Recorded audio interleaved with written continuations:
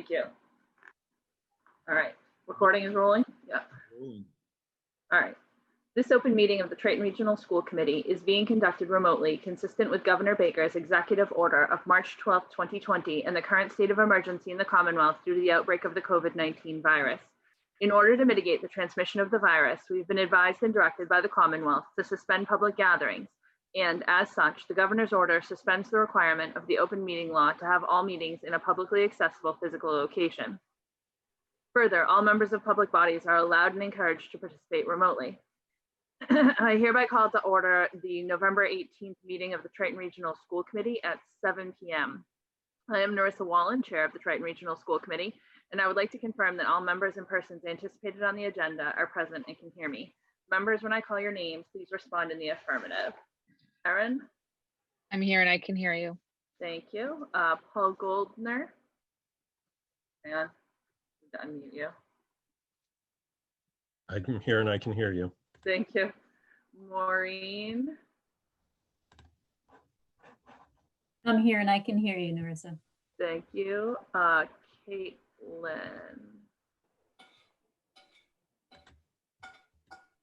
I'm here and I can hear you. Thank you. Paulise? I'm here and I can hear you. Thank you. Linda? I'm here and I can. Thank you. Paul Mayette? I'm here and I can hear you. Thank you. And Tina is not, unfortunately, going to make the meeting tonight. Staff, when I call your name, please respond in the affirmative. Triton Superintendent Brian Forget. Here and I can hear you. Thank you. Assistant Superintendent Kim Croto. I'm here and I can hear you. There you go. I can find your window for a second there. Thank you. School Business Official Kyle Warren. I'm here and I can hear you. Thank you. And Special Education Director Dave McGee.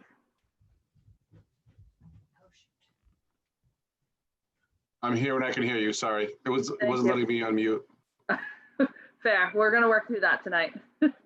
For this meeting, the Triton School Committee is convening remotely via Zoom using the information posted on the district's website, identifying how the public may join. If you are personally attending by video conference using your device's camera, please be aware that others may be able to see you. Committee members and administrators, please remember to mute your phone or computer when you are not speaking. All supporting materials that have been provided to members of this body are available on the district's website with the agenda posting unless otherwise noted. The public is encouraged to follow along using the posted agenda. Each vote taken in this meeting will be conducted by a roll call vote. Please note that this meeting is being recorded and that anything you broadcast will be captured by the recording. All right, so I'm going to read aloud the vision statement for the district. We are a community of learners known for our unwavering commitment to meeting the needs of all students. Through the adoption of best practices and our active partnership with families in the wider community who are united in supporting the development of engaged, successful, responsible, resilient learners, students will be well prepared to be ethical, empathetic, and contributing citizens. So welcome to the November 18th meeting.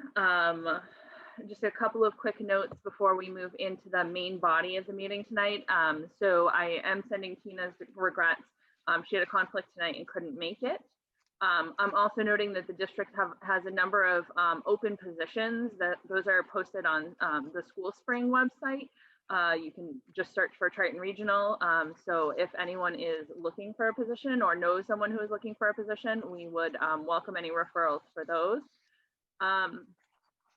For committee members, just a quick update, even though we're kind of in between meetings, we had talked at the last meeting about potentially looking at setups to move to in-person, or I guess it would be really a hybrid, some members in person and some members remote meeting at some point in the future. I sent you an email as we've been kind of going through that process, and that's still continuing. I think a lot of the technical issues have been ironed out, but we have some logistical ones that are still remaining. So I'll try to continue to give you updates on those as we work through that, so that hopefully at some point in the future, when the time seems right, we'll be able to move to in-person school committee meetings.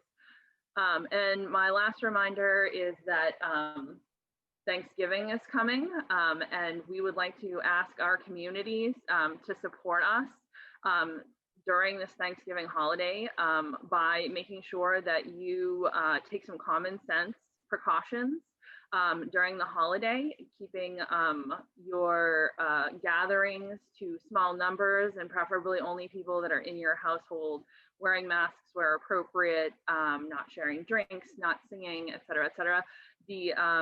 The governor actually has a website of Thanksgiving recommendations that you can go to. And I will also remind you that there are travel orders.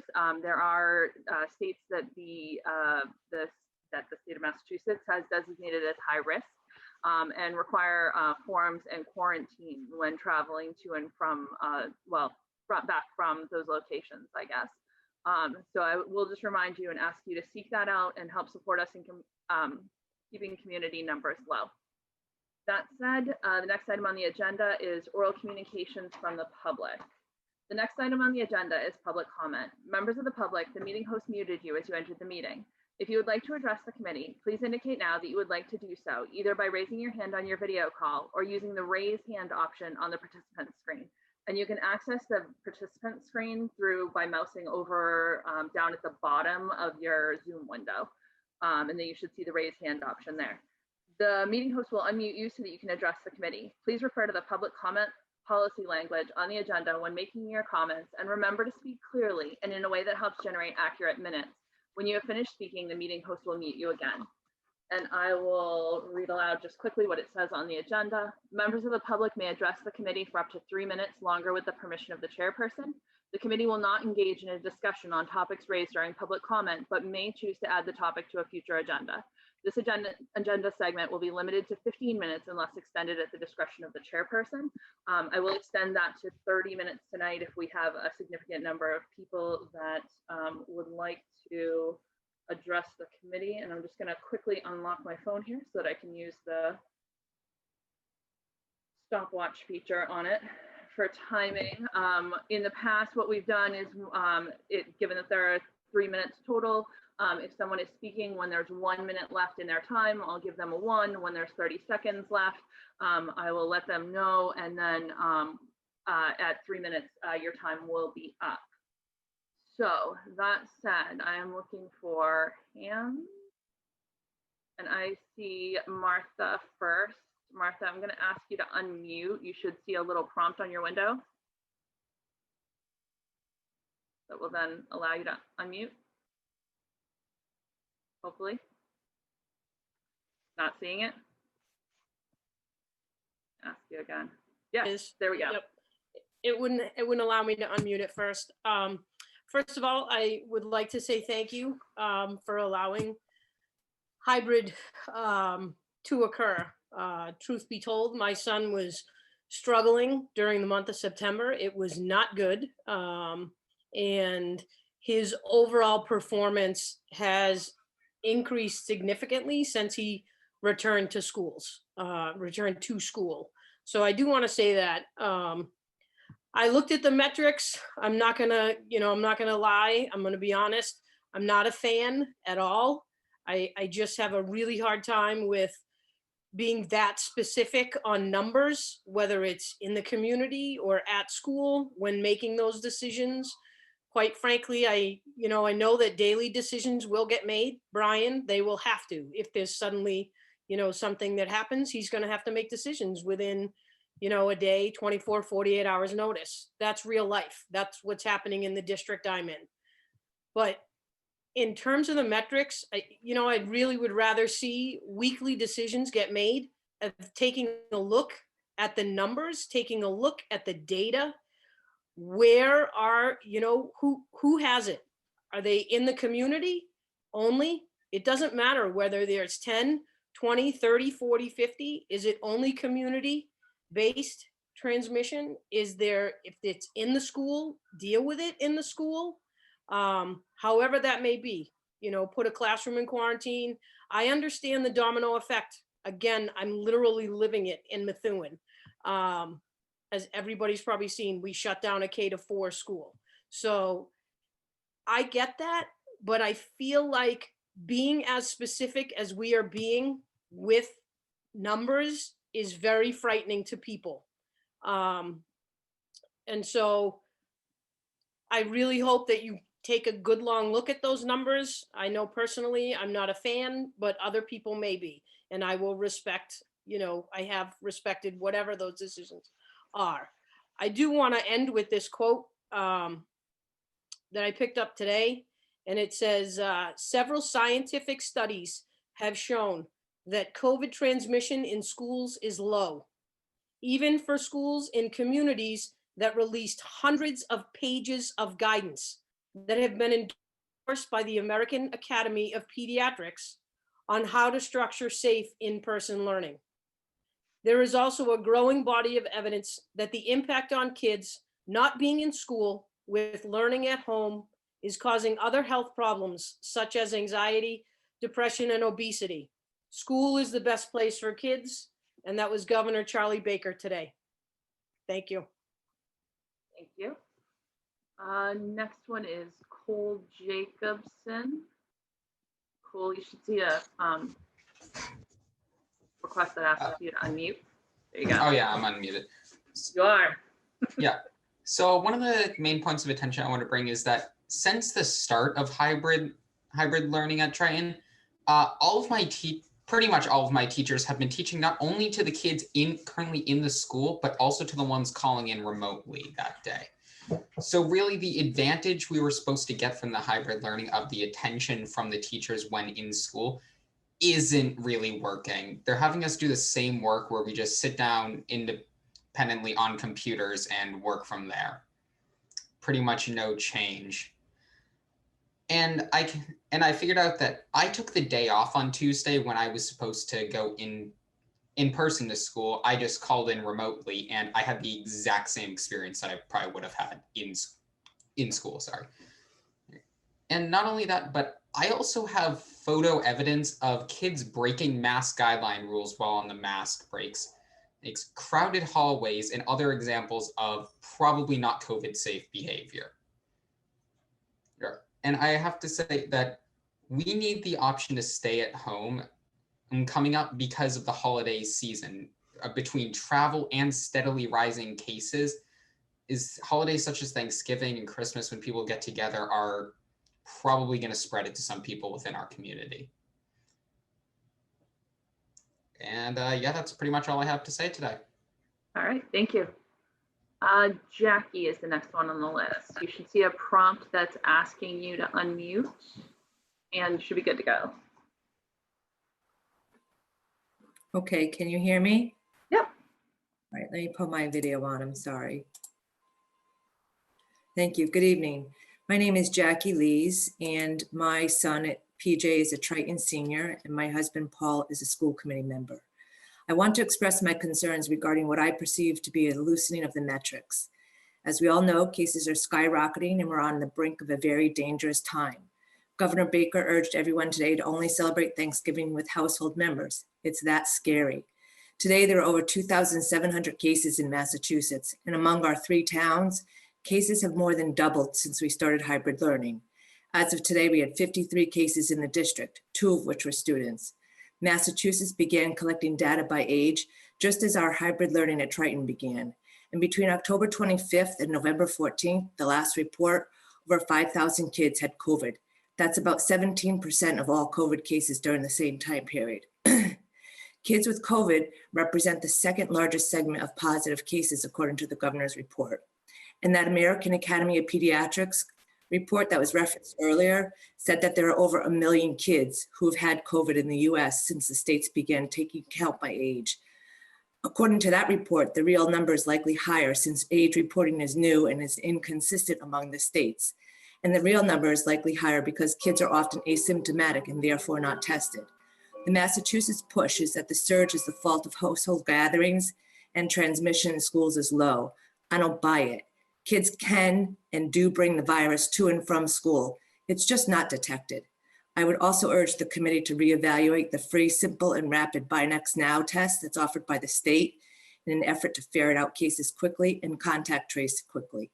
These are dangerous times. Please don't adjust the metrics. And if you do, please consider implementing live streaming so that families have a real choice.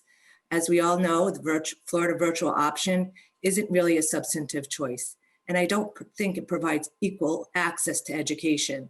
The high school remote option doesn't provide equal access to education that the K through 8, the K through 8 kids have. Florida Virtual doesn't provide the quantity, the quality, or the delivery equivalent to education that's being pushed out to the K through 8 kids. On the other hand, live streaming, where half the kids are in person and the other half Zoom into that class with live participation, would provide the equity that the law demands. Please put the high school kids on the same level as the K through 8 kids. And I urge each of you to put yourselves in the shoes of a compromised district family with a high school student and look at the issues through those glasses. Thank you. Thank you. All right, Jody is next on the list. Jody, you should get a prompt to unmute. Like you're good to go. Can you hear me? Yep. Sorry, my camera's not working right. All fine. We generally try to make it so you can see us, but we don't need to see you. See you, so it's all good. All right, so I just had a couple of things, concerns about the safety measures at Triton. First, I wonder why there's no outside option for eating. I'm not thrilled with the gym situation. Not even a tiny bit. I don't want my kid in there. Seriously, that really freaks me out. And actually, I do want to premise this by saying my kids need to be in school too. So for real. So I'm torn, but I'm also concerned. So the outside eating situation, I don't understand why there's not even an option for that. All you need is a couple of picnic tables. I know it's cold out. I know my kid would be sitting out there eating in the cold because he doesn't like to be in there either. So, and the other thing I was thinking about was, why doesn't Triton close when there's evidence of large gatherings on social media that involve Triton families and children? Other districts closed for 2 weeks because of that.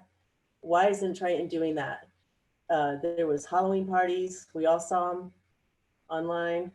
And I didn't send my children into school for 2 weeks. So my children's education was, I sacrificed a piece of their education for safety because other people were getting together. So why isn't Triton doing anything about that, whereas other districts in the area are? That's it. All right, thank you. Next, we have Wendy. Wendy, I'm sending you a request to unmute. Hi. Yeah. Hello? Hello. Hi. So I just want to say I'm the mother of a 6th grader at Salisbury Elementary, and I feel completely safe sending my daughter there still. I love what the school's doing. All the guidelines are being followed. My daughter feels safe. And as far as the numbers in the community, I think it would be great for parents to know if those are actually families that have kids actually in school. I personally know of 2 people that tested positive. So they're on our community metrics, but they don't have kids. So it was just something to think about. It doesn't mean because our numbers are going up that it's directly affecting our schools at the moment. And I think it was Paul Lees that brought up the live streaming. I believe he was going to Ipswich to check it out. And I also think that would be a great idea for all the schools. That's it. All right, thank you. Thank you. Madam Chair, I have a question. Yes. Would you just ask the people that are speaking to identify themselves first and last name, please? Absolutely. Good point. I always get lost on that because we always did that in person, but now that we have Zoom, I usually have their name. So, but that's a good point. All right. Kristen is next. Kristen, you should have just gotten a request to unmute and you should be all set. And if you could just identify yourself. Kristen Collins. Thank you. I'm looking at community spread versus district spread.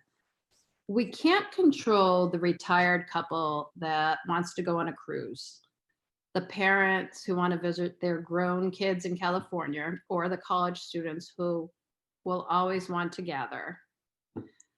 We can control our school community. We have been doing everything we have been told to do, and the numbers reflect that. Kids Parents, teachers, and staff love being back and teaching in person. I think we should continue forward. Learning in a remote model, especially on the elementary level, does not work. No one likes it, and the children become disinterested to no fault of these hardworking teachers. I implore you to please stay the course at this time. There are a lot of good things coming. Vaccines gaining momentum, rapid testing is gaining momentum, and I would ask to please stay with what we're doing right now. Thank you. Thank you. All right, next is Erica, and you should have just gotten a request to unmute. If you could please identify yourself when you start. Good evening. My name is Erica Coles Jacobson. I'm Cole Jacobson's mother. He's behind me doing his homework. And I have a slightly different point to make than he made. He has a firsthand experience. I am coming at this from looking at the numbers. A couple of things that I'd like to implore, looking at the metrics. The numbers you're looking at for the past 3 weeks are actually almost a week old. I would implore the council, the school committee, to please get your meetings in line with when the data is released. We're working with data that came out on the 12th, and it's now the 17th.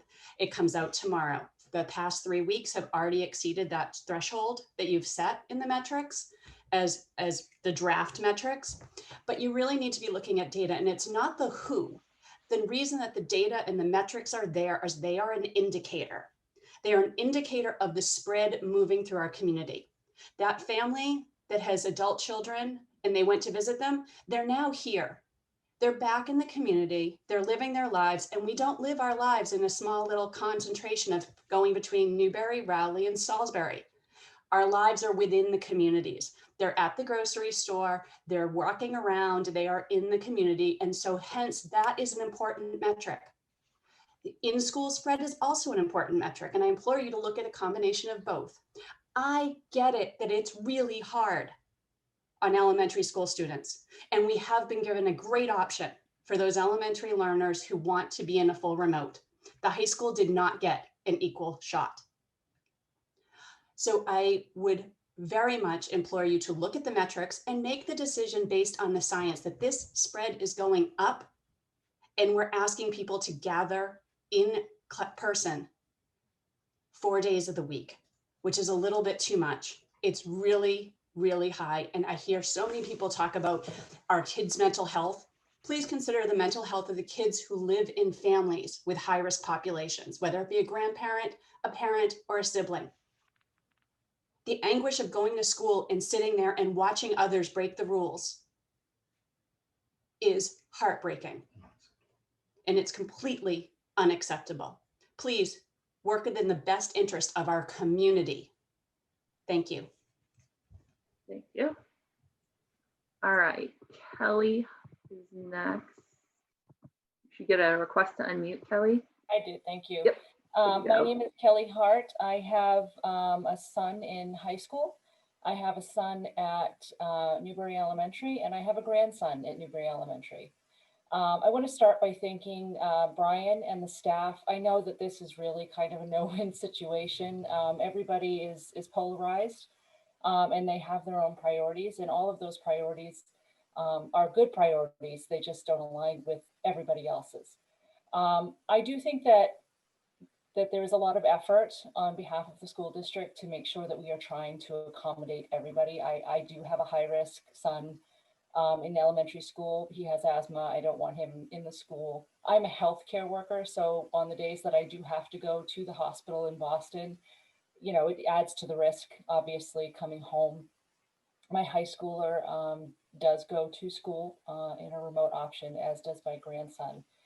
I do want to kind of touch on that experience. My high schooler, because he has the option to stream classes on his remote days, is doing better with that process. He is enjoying it.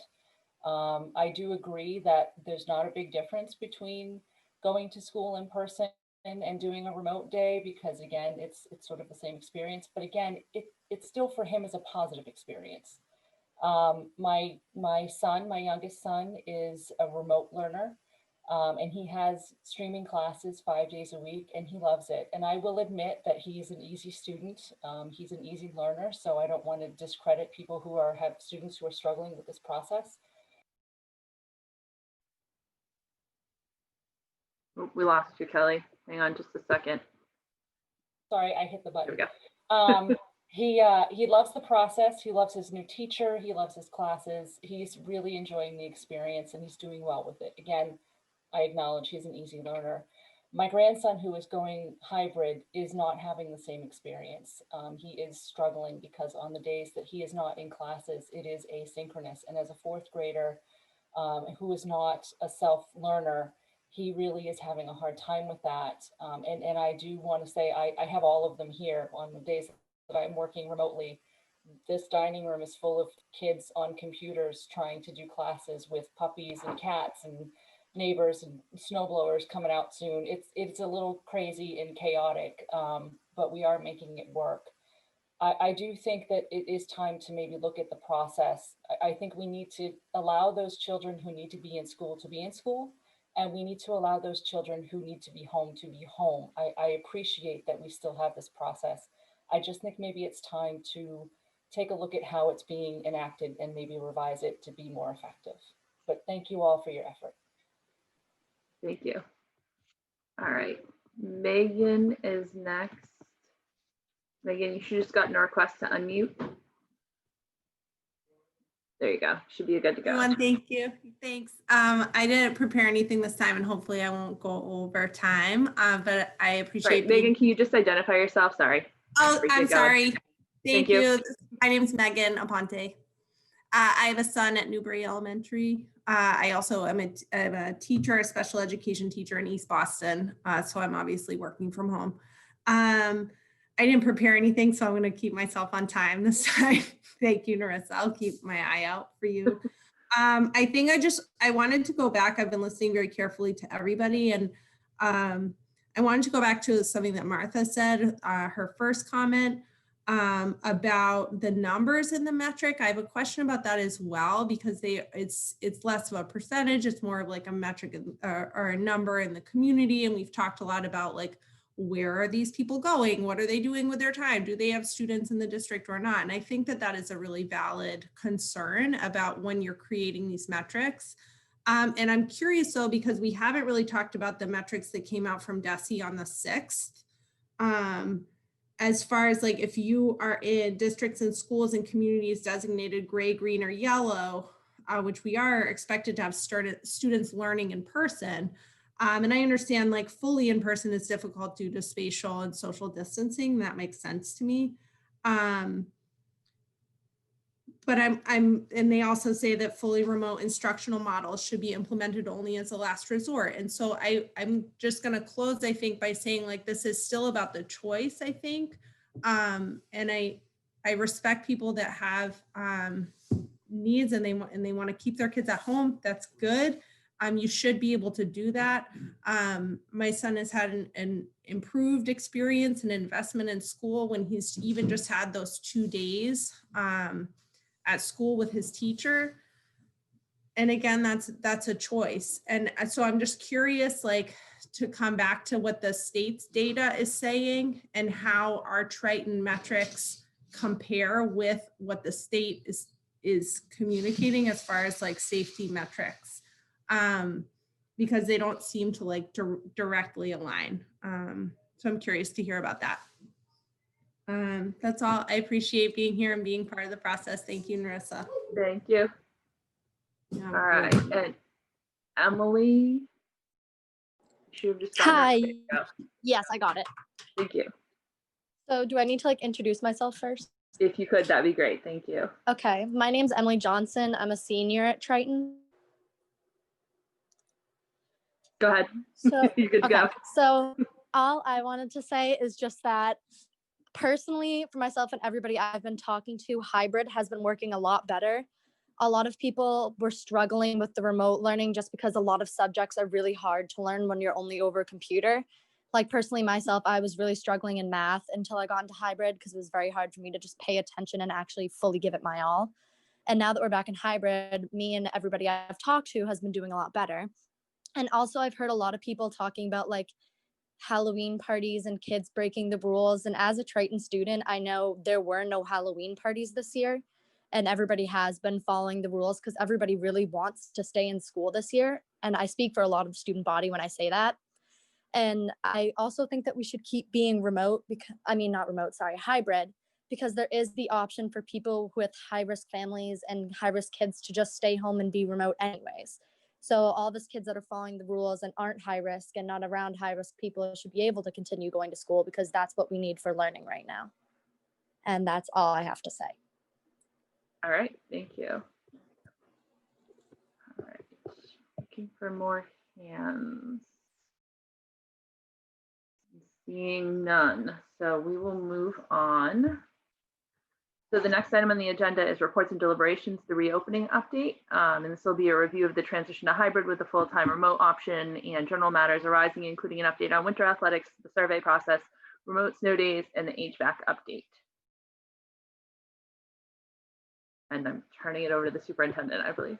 Sorry, couldn't find my unmute button. So I'm just going to try and keep this as a brief update, but we haven't had a meeting since we were more than 2 days back into the new format, so wanted to provide you with an update. To date, obviously I have not spoken with every family, every staff member, every student or administrator, but actually I've spoken with all administrators, but overwhelmingly the response has been that the return to hybrid has been positive. As I've heard several people here say tonight, not in the exact words, but 2 days is not ideal, but 2 days is better than no days in person. And that has been the consistent message that I've heard shared with me. I don't believe there is anyone that would say that we've achieved perfection. There are certainly kinks that we're still working out, whether that be safety precautions and can we be better about hand washing, as well as the models and what a remote model or a hybrid model looks like. We continue to refine those. So that's, by way of an update, I just wanted to provide just that quick update, quick snapshot. Certainly surveys are out right now. They actually went out on Monday. I was tempted to share with you some preliminary data. However, the data or the surveys were sent out with a due date of next week. And I've heard from some parents who have said, thanks, I'm actually going to take my time and submit it over the weekend. So we certainly didn't want to put any data out there that would in any way start to, give us any sense in any one direction or another. But so to date, ironically, it's for a response rate for the number of those in the remote academy and the number of those that are in hybrid, it's roughly a 35% response rate so far. So about 93 remote responses and about 704 hybrid responses so far. So certainly we're hoping those numbers go way up as far as a response, and we'll request parents again and families again that as we go through the weekend and into early next week, this is going to be valuable data for us as we continue to tweak the models and improve. Again, I'll say I feel good about where we are. I feel the amount of work that teachers and administrators and families and students have done to get us where we are today is very positive, but there are certainly areas we can improve. And so that survey is going to be a helpful or a very important tool in helping us make those adjustments to best meet the needs of students. So I didn't, as far as the overall remote numbers, I know that there was some questions about that. As of today, there are currently 267 students in the remote. I think we're just going to change it now to remote academy. In the remote academy, that breaks down to 172 elementary, that's K through 6, 47 middle school, and 48 high school. For that total of 267, there are currently 6 waiting to transition into the full-time remote, and there's actually 1 waiting to transition from the remote back into the hybrid model. So that's just a quick snapshot of where we are right now. I would say in our models, the 2 areas that we've had the most discussion about as far as hybrid, and both of them were touched upon tonight, for those families that are participating in the hybrid model, certainly it's the remote days that we've had the most discussion about. Obviously, I would hope, and all of our educators are highly trained in in-person learning, working with students in their classrooms. But certainly the remote day, when we do have students live in person in front of us as well as at home, we continue to work through the challenges. So that certainly, for the hybrid model, that certainly seems to be the area where we're continuing to review. And again, that feedback will be important for us as we continue to make tweaks. And then for the remote academy, the response at the elementary has been very, very positive across the board. That's actually, we have a very similar remote setup, if you will, to what we had for the first 6 weeks of school. So by and large, we've heard very good things. Students are assigned to a class. There was a bit of an upheaval as we had to rework classrooms to free up those teachers and create those classes. But since then, they have been working very well, very positive response. Some of the numbers are ticking up and getting to a point where we'll have to address and put another staff member in there, but we're continuing to monitor that. Middle school is also the same. It is our Triton educators working with those students. At the high school, it is the Florida virtual model. This was not our ideal model. Obviously, I think we've said this since the beginning of the year, as we were planning through this. But we ultimately, I forget the exact figure now, but at one point when we had queried families about interest in the full-time remote option, with the responses, there were over 151 different sections of classes that were implicated at the high school.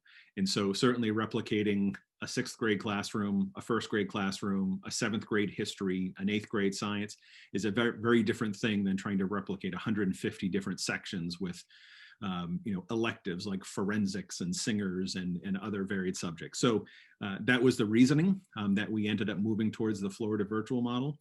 I know we have heard from a lot of families with concern about it not fitting, but I will also say, and I don't know if Kim wants to jump in, or I think I saw Anna here tonight. I know they've spent a lot of time, and there's been a lot of families who we've heard from that are very pleased with the model. Some who initially were not, and since then have spent a lot of time with it and are now understanding it and appreciating it better. So I don't know if there's something you want to add to that, Kim, or? Sure, I would just ask Anna to talk a little bit about the structure of the Florida Virtual School and the supports that are in place, because I think that's one of the key elements that is making it or supporting the students as they go through this new learning environment that is very self and independent. So is Anna. Oh, there she is. Here. Thank you. So the structure with Florida Virtual is that every student was assigned an equivalent class within this platform if one existed. And that includes different levels. So you could have a student in a CP class and an honors class. And if those were not available, students are remoting in to some of their classes at Triton. So we have, I believe, 33 different classes that the remote academy students continue to attend remotely as a Triton student. So in terms of the structure of their day, there's daily attendance. So they log on at 7:30 every morning with a remote coach. They would continue to remote into any of those sections that are available. And then they also attend 4 times a week. They have a remote coaching session. This is an opportunity for them to ask questions, to receive support and organization. I've attended some of the coaching sessions, and what I've heard from the students is that they're feeling much more comfortable with it as the sort of last couple of weeks have passed. I do think that this took a lot of getting used to for students. It does require a lot of independence and some self-direction that they might not have been asked to do before, where they're used to checking in with the teacher every period, every single day. And then let me see what else. Oh, all students continue to attend advisory every week. And they also attend, and guidance seminar is one of those classes. So yes, it looks different. We're using course content for equivalent classes on a very different platform than students are used to, but there are lots of opportunities for connections with those teachers. We have 13, or no, let me think. We have 10 different content coaches who are all Triton teachers they're the ones who are actually assigning the content to the students. They're the ones who are reviewing student work. They're contacting students, contacting parents as concerns arise. So it's not as if they're sent off to a platform and no one's monitoring them. There are actually a lot of different safety nets that are kind of built in to support students through this.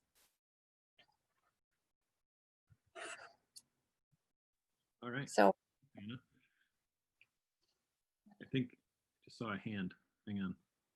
I was gonna say it was Mr. Lees. Go ahead. So, Anna, I just have a question. How many? Oh, we just lost your audio, Paul. You're back. Anna? Yeah. How about with the Triton remote program at the high school level, how many actual Triton teachers do you have working with the 48 students? So we have 10 teachers, a library media specialist, and an instructional assistant, as well as myself, who's attending the coaching sessions. Brian, does that jive with that email that we got today from Betsy that talked about there being a slot for 4 different teachers, but there were only 2 that were filled? Yes, I didn't respond to the email. I have some questions and would hope to follow up on that, because from what I read, that the concerns that were raised there, those weren't facts as I understood them, and certainly not the way that I would say Kim understood them as well, but Anna, who I know is living this day in and day out. So just to confirm, so the 10 content specialists are not teaching, right? So I think that's the shift that Anna was speaking to. It's not, where we were currently a student with a teacher at high school, we're in a block schedule, spending 90 minutes with an educator. That's not what those content specialists are doing. It's a self-paced learning platform. The content specialist is available, as Anna was saying, I don't know if Kim said it, in assigning the content, scoring, grading, reaching out to the students, but it's not a live instruction with any of those educators. So they're a content resource, not necessarily the instructor. It's a self-paced learning module platform. So there could be some confusion there.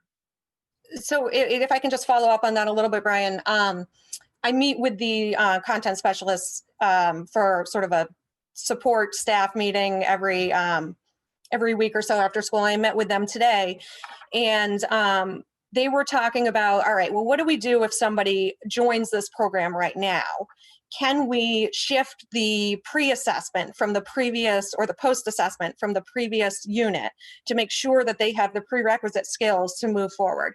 So it's more than just kind of standing back and like looking at what's coming in. They're actively working behind the scenes to make sure that the students are getting through that platform what they need. Makes sense, Paul? Yeah, I guess, Brian, in the future, if we get an email from a parent like that, maybe you could forward that to Kim and we could reply to the committee so we get a better sense of what Anna's telling us now as a committee. Oh yeah, no, it's in the box. You'll get information. It's in the law. Absolutely. I can say for me, I'm trying to respond within 24 hours, most of the emails I'm getting to, but there's a lot going on. I know Brian's kind of in the same boat, so we'll get, responses are going out and they'll copy committee members where they were, copied on the way in. But it unfortunately takes time. There's not always plentiful time to go around with everything else going on. So. Caitlin, hang on a second. There you go. You should get. Thank you. Yep. Kim, Anna, Brian, I have an odd question. I don't know what I'm missing about Florida virtual learning, because you see the emails that we get and the concerns. So is there a way I could jump in and look at the platform? Because I visited the schools to see what parents were talking about, where I would not have normally seen, like the high school. And I see my kids go through the remote and my daughter goes into the school. So I see that, but I'm guessing maybe I'm just missing. I don't know what I'm missing, but I don't know if I can see it or if somebody can walk me through it to better understand the concerns. I don't have a child there. We have that video, Anna, that we that Yeah. welcoming video that goes through the platform and the support systems that we have a recording of, and we can certainly share that with you. And it has some, I want to say, links to the platform itself that you can go on and look at some of the modules. Yeah, I just want a better understanding of Yeah, kind of absolutely. where the parents are coming from and to look at it. No, that's fair. Yeah. I'll gather some of these resources up, some of the pre-recorded videos from the Florida Virtual School, and then also the recording of the orientation that we did for parents and students. And then we can always set you up with with a meeting with Jennifer Jones, who is our library media specialist at the high school, has been instrumental in sort of the getting this program up and running. And I'm sure she'd be happy to walk you through it too. Thank you. I know that's weird. I just feel like I'm missing something. No, the more you know, the better. I think the more information that we can get out that is truly reflective of not just the platform and the modules, but the structure and the supports that are that we're putting into place. And I just a shout out to Anna and Jennifer Jones for all of their hard work in working through some of the hiccups and really trying to make something that was not individualized and making sure the kids had connections with the teachers and the students. So thank you. Thank you. Anyone else? All right, Mr. Forget. I'm gonna keep going quickly through my update here. Open houses, just to let you know, high school happened back, I think it was early October or late September. Actually, was it Pine Groves is tonight? So they're happening between now and I think the latest one is middle school is December 7th. But just so that you're aware, to make sure you're clear that open houses are happening. They're obviously very different. They're virtual, but open houses are happening. And the response I know from the high school back earlier, closer to when we opened, was very positive in having families having an opportunity. Again, with that caveat of it was weird, but it was a great opportunity to get to experience and see what the students are doing. As far as remote snow days, I included in your packet kind of an updated document. That's actually, I kind of put it on a document last year and never sent anything out, and so certainly tweaked it this year. Just to confirm that for remote snow days, I guess we'll call them, that is not going to be an automatic. For us to shift remote, teachers now have their classrooms set up with their equipment and cameras, and it's not just a Chromebook in most cases. So being able to just all of a sudden teach remotely from home is a very different adventure. So that, if we're going to use those remote days, it's going to have to be a time where we know there's a storm coming, we plan for it. Students, over the course of 2 days, as they're in, anything they would need for a remote learning day, if they're in on Tuesday, they're going to take that home just in case. Same thing on Wednesday. So it's going to require that there's some provisioning and planning ahead, not just at the spur of a moment say, hey, everyone, it's a remote day. So in those cases where we're not prepared to be able to roll out a remote learning day, it would be a typical closed day. So there isn't a standard, I don't know if I don't want to use the word metric. That's a touchy subject right now, but there isn't a standard measure by which we'll say if it's this, it's automatically a remote day. If it's this, it's automatically a closed day. There are some obvious situations. If power is out significantly across the district, obviously it's a closed day. If if it's a fluffy, great old-fashioned nor'easter snowstorm, guess what? It's going to be a snow day because everyone should get outside and play in the snow. So it's not an automatic that snow days are going to be remote days, but it just gives us another tool for those days, specifically as we get further into the year, to make sure that we don't end up stacking the days up. So let me just add a question. Paul. Police. Yep. So Brian, are you suggesting to us that the teachers could not pack up tonight and take their laptop home and teach remote tomorrow? Could they, if I told them to before they left today? Absolutely. Yeah. Good. They could. Yeah. Okay. Yeah. So I just want to be clear. So I mean, this whole snow day thing, you said, they're doing a much better job in school. They have more bells and whistles in school, and it's not as easy as just picking up a laptop and going home. They can do that to teach remotely. Is that correct? They can I feel like there's a specific question you're asking that you're not asking. Yes, they can with time, but if teachers are done at 2:30 or 3 o'clock at the high school, and we make the decision it's going to be remote and they left already and didn't bring their stuff with them, then that doesn't work. So yes, can they teach remotely? Yes, it's difficult. It's not, I mean, I've spoken with a lot of educators who say, just remember, it's not as easy as you think to just call a remote day. So it's certainly a challenge, and it's for students as well. You know, at the kindergarten level, they're in person, right, on a half day, 4 days a week. So it would require, if we think there might be a remote day, it has to be with enough forethought that we're sending materials home with those students in hard copy, because they don't necessarily, they're not learning as much remotely. So I'm not sure what the answer is to your question. It can be done, yes, but we have to let everyone know, students and teachers, in advance. Does that answer the question? Yeah, it does. It's just that, I mean, they did this for weeks and weeks. They taught remotely at the beginning of the school year. Right. Yeah. They've got it done. At home. Right. Everything was, I mean, from here, right? So now everything's back in the classroom. And I mean, a lot of stuff shifted for everyone when they were teaching from their home in the spring. And then now it's teaching from the school. So it's just an opportunity to get themselves set up for an effective day. Because at the end of the day, if I'm going to call a remote learning day, I have to be able to say to you that that was an academic day, right? It wasn't Zoom in and say hi to the teacher and say, hey, do a couple things and let's call it a day, go outside and play in the snow. It can't be. It has to be one of our 180, or this year, 170 academic days. Very good, Paul. Thank you. Thank you. Anyone else have questions on that before we move on? All right, seeing none. Right, so I'm actually going to ask Kyle to give a quick update on HVAC on a webinar we did with the big man himself. Yeah, absolutely. So the Friday after our last meeting, Brian, myself, and our facilities director, Chris Walsh, we sat in on a webinar hosted by the Department of Ed. It was on the topic of COVID-19 risk reduction strategies. The keynote speaker at that webinar was Dr. Joseph Allen, who's a professor with the Harvard School of Public Health. He's an expert in indoor air quality. So it was a very interesting webinar, given everything we've been going through as a district. It really affirmed the process that we've gone through. So that put a smile on all of our faces.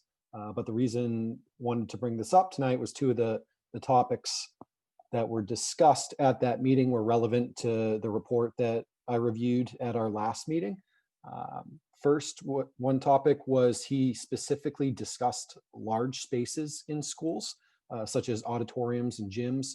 And if you remember at the last meeting, I mentioned that the Salisbury Elementary School gym had less than the standard of 4 air exchanges per hour that we had for the classroom spaces.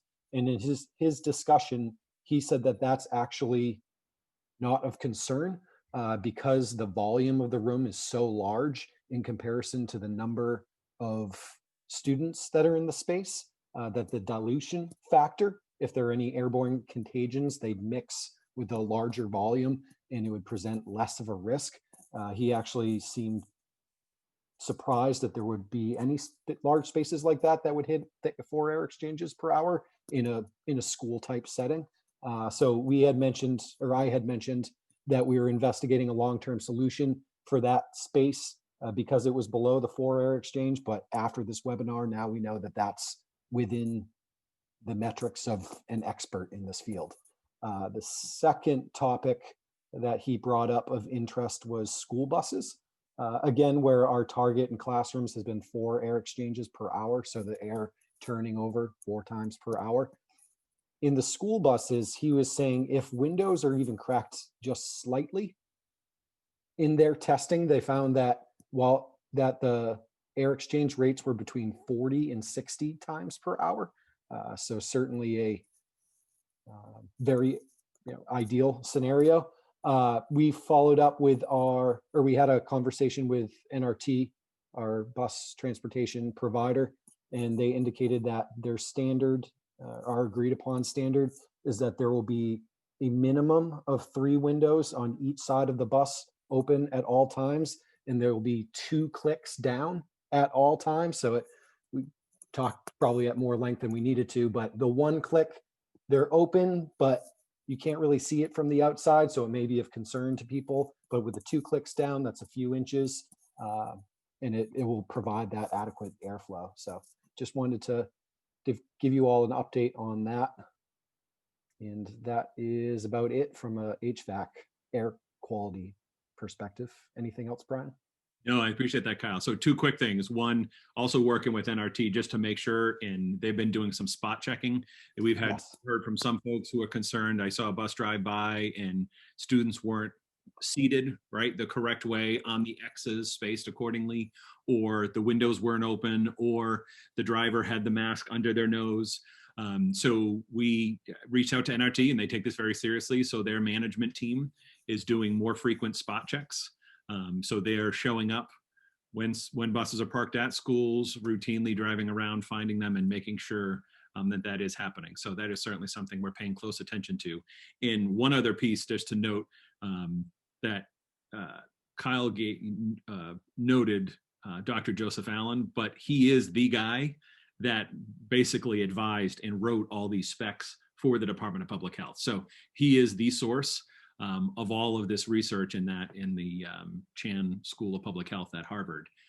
That was the genesis. So it was literally, when I say the big guy, it sounds like I was talking about Santa Claus, but he is the guy who was the engineer behind all of these metrics and charts and graphs. And we went into this thinking, oh, it'll be a good, interesting, hour spent, but it was actually so amazingly reassuring to hear what he was saying and to show just a cracked window, even in a classroom, the difference it makes and the exponential increase in air changes. So all the things that we did, that the more time goes on, we've realized a lot of districts did not do.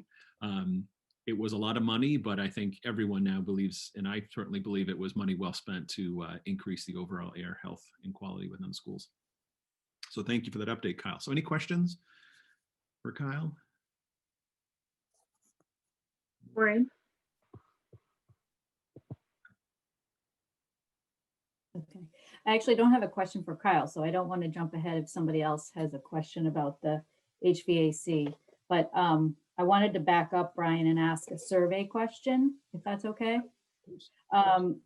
We talked before, when we talked about the survey, that you were going to survey the high school students. I just was wondering if that's still in the works. It is. Okay. Oops, sorry, I'm going to cut you off. No, that's okay. So that is still happening? Yes. Yep. So that was, Patrick was working with the student council. He actually took the draft that you all saw last week, provided feedback on, and the draft that went out, and was working with the student council. They had a redrafted. It's obviously very different for students, same basic concepts, but the questions are different. So the last I spoke with him was the hope it was going to go out this week, but if not, early next week. So yes, that is absolutely a process. And then we're also going to draft an internal faculty and staff survey as well. Okay. Yep. And then just quickly, you on the agenda, you had winter athletics, but you didn't give an update on that. That's next on my list. I'm sorry. Yep. Okay. Anyone else have questions on HVAC before we move on? All right, seeing none, I guess it's on to winter athletics. So thanks for the introduction, Maureen. So to talk about athletics, so this is literally evolving as we speak. So I asked him for an update and I got one early this morning, then I got an updated one this afternoon. So as it stands right now, so we know that on November 6th, EEA, which is the Office of Energy and Environmental Affairs, which is the governing body for all outdoor and athletics and activities, they did issue guidance on winter sports. So their guidance, in essence, allows for basketball, hockey, skiing, which is a co-op, and swimming. And those sports can have practices and competitions. So they can have interscholastic competitions with modifications. Wrestling and competitive cheer can have practice and intra-squad competitions with modifications and cohorts, but there can be no interscholastic competition. And then indoor track is allowed. Again, with modifications, they're running into some challenges because obviously anyone who runs winter track knows the Reggie Lewis Center at BU is the hot spot, and it's I don't know, it's literally the entire winter it's full. So BU, that's closed.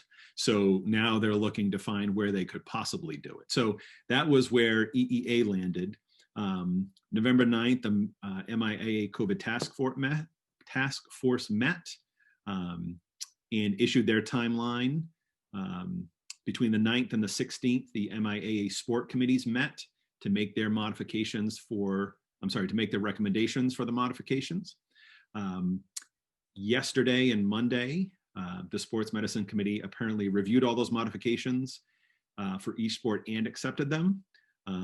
We don't have those yet. We have not seen them yet. Today, apparently the COVID task force was due to meet and review to make those recommendations to the MIA board of directors.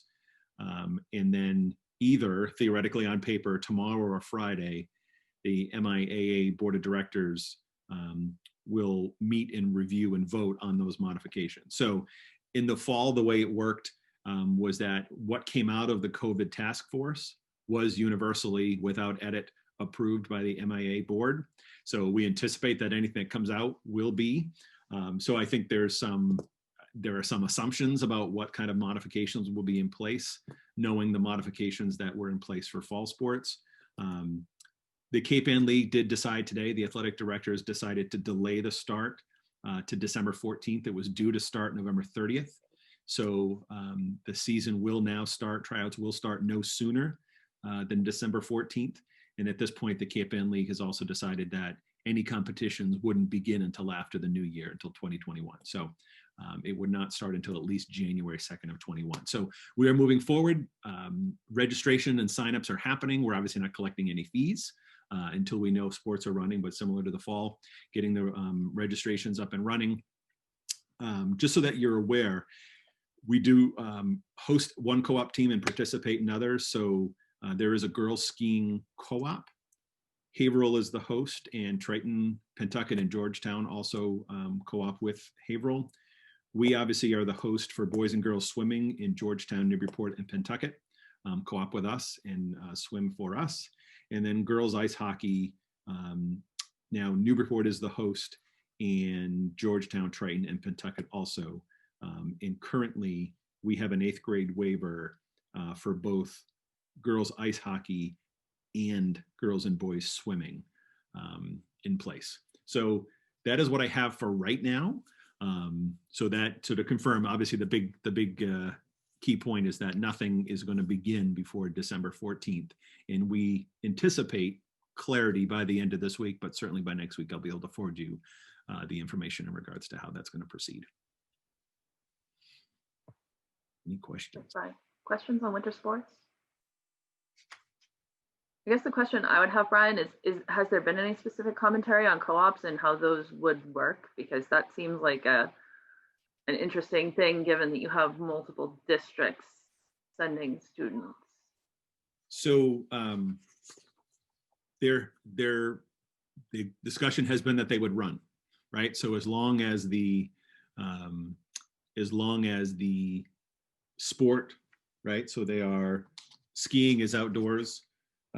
Swimming is very separate, an individual sport, and then ice hockey. So of those three, ice hockey is certainly the one that would give me pause.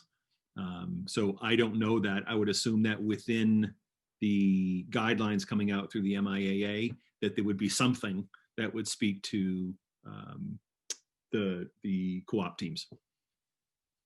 So. Okay. Thank you. All right, any questions on anything the superintendent, well, let me ask first, is there anything else? I know those are the things that were on your list, but. Thank you. Maureen, was there anything else? No, there was not.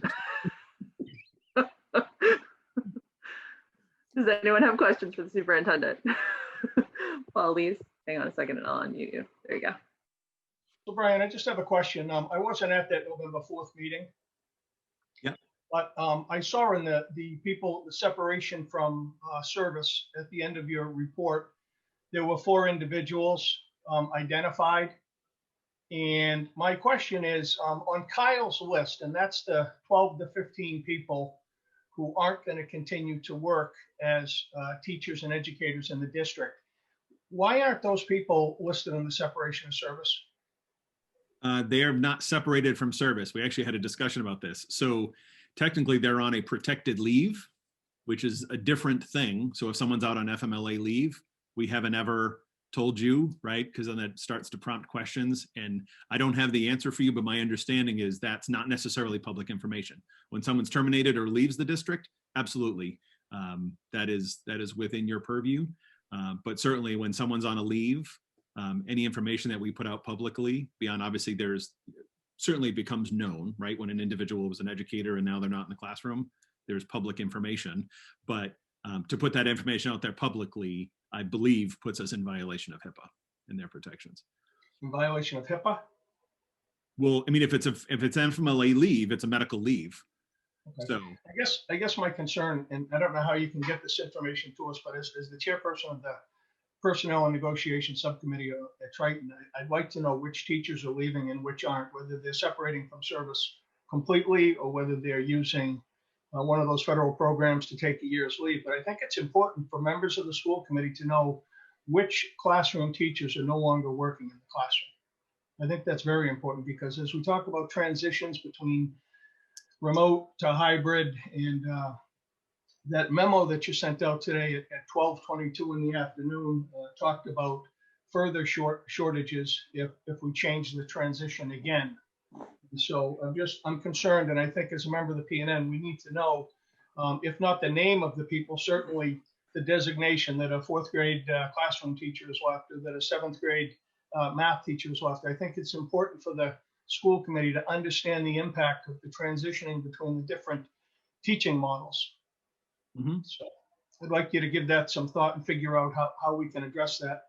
Madam Chair, I have a quick question, again, spinning off of that November 4th meeting. Yeah. But in that meeting, at the end, you had said that we were going to change from looking at 1 week's of information or data to 3 weeks of data. And despite one member not wanting to really vote and another member not being able to really read the vote, a vote was taken, and we've switched to reviewing 3 weeks of metrics. And you had said at the conclusion of the meeting that I watched that there would be a vote about whether or not we're going to transition based on 3 weeks of information. And now on tonight's agenda, it's talking about changing the metrics. And I'm just wondering, do you still intend to have that vote on the old metrics before you transition to new metrics, or have a vote on the new metrics? I'm not sure I followed that question. Well, I can break it down. So at the end of the meeting, there was a change from looking at 1 week of data to 3 weeks of data. Do you recall Correct. that? I do. And the committee voted and they approved that. Yes. And then you said on the tape that I watched that at the next meeting on November 18th, we would take a vote to see what happened in the next 2 weeks, to see whether we were still over 20. And therefore, we would have 3 weeks of data to look at, which we now have. Correct. And so my next question is, are we going to take that vote, or are we going to launch into changing the rules or changing the metrics? So the discussion we had last week was that that members wanted more time to look at the proposed new metric, which is, I'll talk about that in a couple minutes, but it's not that materially different from the old metric in its current state. The way that we set this up was to try to clarify the metric first. And it called for a second option or a second item to have a vote on it. I mean, I think we could take that in either order that we want to go in. And, we've taken agenda items out of order before. Okay. So we set it up for a metric clarification first, because the solution could be stay with the old metric the way it stands. And then move on from there. It could be, go with the proposed. It could be amend the proposed and then move with that. I don't know what the outcome of that conversation is going to be, because we didn't have it last week, or sorry, 2 weeks ago. Does that make sense? Do you have a preference? Should I ask, do you have a preference to vote on? I do. I'd like to have the vote that you said we were going to have at the last meeting that I wasn't at. I'd like to have the vote. And then if there's a discussion about changing the rules of the metrics, then we talk about that. Okay, so like I say, the superintendent sent out a memo, and I think this is a good time to call that in because I think that's going to play into this discussion then. So. Well, I was concerned, Madam Chair, when I got that memo today, because the email that I got today at 12:22, and it seemed to be submitted from Brian Forget to the school committee, it said, as I've been discussing with Narissa for quite some time on this issue, and I know she's been speaking with many of you, she suggested that I share my thoughts ahead of tonight's meeting so there are no surprises. And I'm just concerned whether or not that's a violation of the open meeting law. So I would say that's a little bit of an exaggeration on the superintendent's part. It was Friday that he brought his concerns to me. So about 5 days ago, including a weekend. And the person that I have talked to about that is Maureen Heffernan, the vice chair. Well, I read to you verbatim what the email said. That's all. I'm not exaggerating anything. All the members of the committee have this. As I've been in discussion with Narissa for quite some time on this issue, and I know she's been speaking with many of you, she suggested I share my thoughts ahead of tonight's meeting so there are no surprises. And so I just raised that issue. I mean, I don't know if that's something the Attorney General's office would look into, or whether in point of fact, it was an exaggeration on Brian's part. Shame on him. But I read that and it gives me cause for concern on a vote. That absolutely could be my misunderstanding. So I would certainly say that it's in Narissa's role, and it's not my job, Narissa's role as chair, she speaks with individual members to get an understanding. So my understanding was that she had heard from some of you, and that what I was sharing with her is different than what she expected or she thought that you might think I would say. And she said, you should share your thoughts ahead of time. So that was late in the day yesterday. I don't remember what time yesterday. And she had said, you know what, why don't you put your thoughts in writing so that when there is a discussion tonight, so ahead of time, rather than any surprise in the meeting, that you would have a sense where I'd be coming from ahead of time. So that may absolutely be my bad. And if that is my bad, I apologize for that. I don't have any clue other than my discussions with Narissa, who she spoke with and at what length. So if you feel the need to bring that to the Attorney General, I will happily bring it to him or do whatever else.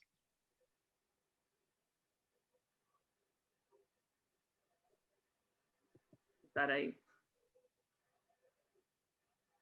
nothing else from you, Mr. Lees, on that?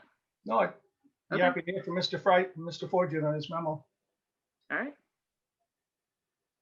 All right. So the memo that I sent to you, as we just discussed, was, I would say, not the most well thought out and articulate chronicling of my thoughts. But as I noted there, that, you know, Narissa had asked me late yesterday afternoon to put my thoughts in writing. Started out as a long narrative and ended up coming back to bullet points. So I think a lot of this that I had in that memo is probably to some degree replication of what I had already mentioned to you earlier in regards to an overall review of the hybrid model. The current, I believe currently the hybrid model is working. We're continuing to review our practice and to be better. The survey is out there. We're asking for feedback and continue to want to improve. I think where it starts to get into the meat, if you will, is as we, you know, I was pointing out that over the last, what I know today is different than what I knew last Wednesday. And certainly over the last 3 months, 6 months, 9 months, my understanding of anything having to do with COVID or how best to react and respond and lead a district or work with educators and educate students has completely evolved. If it hadn't, we'd be in a very different place. So everyone is evolving, everyone is changing. And so I had shared with Narissa that, you know, back in that memo, or the metric was originally drafted back in August. At that point, it was a very different metric, obviously, as Narissa shared. I don't think any of the benchmarks are different within the metric that you have tonight that was part of the agenda. It's a couple pages, 2-3 pages now, and speaks to transitioning in both directions. So the metric that we had back in August was originally geared towards a movement towards hybrid, right? We, by the end of August, knew we were starting remote. And so it was then looking at the metrics and the standards by which we would shift towards hybrid. So since that time, obviously, I believe the same night that we voted to shift to hybrid, there was a request to look at a metric by which we would make determinations to have to go back in the other direction. So this metric builds upon those same standards, the same benchmarks, if you will, the case count. And it built from that and was adjusted, expanded out. And so, as I noted in my report, I'm suggesting that it be changed, but also acknowledging that absolutely, I was complicit, if that's the right word, in developing this rubric. As I shared with Narissa today, I don't know that we could create an accurate rubric or metric at this point. I've been reading article after article, and what I keep reading is the experts, the medical experts, still don't know what the right metric is by which schools should be closed or opened. You can find data to support that schools should be closed down. New York City decided today, schools are back into remote. You can find data to show that schools in places in the US and in Europe that have been open all along, mask-free, and cases aren't happening. So, as we've gone through, I feel like my understanding of the decisions and the metric, the benchmarks by which those decisions need to be made have adjusted. And so what I'm suggesting here is that, literally it says, noting it as reflective of my understanding today and may indeed change in the future as new data and information emerge, I'm suggesting 2 edits.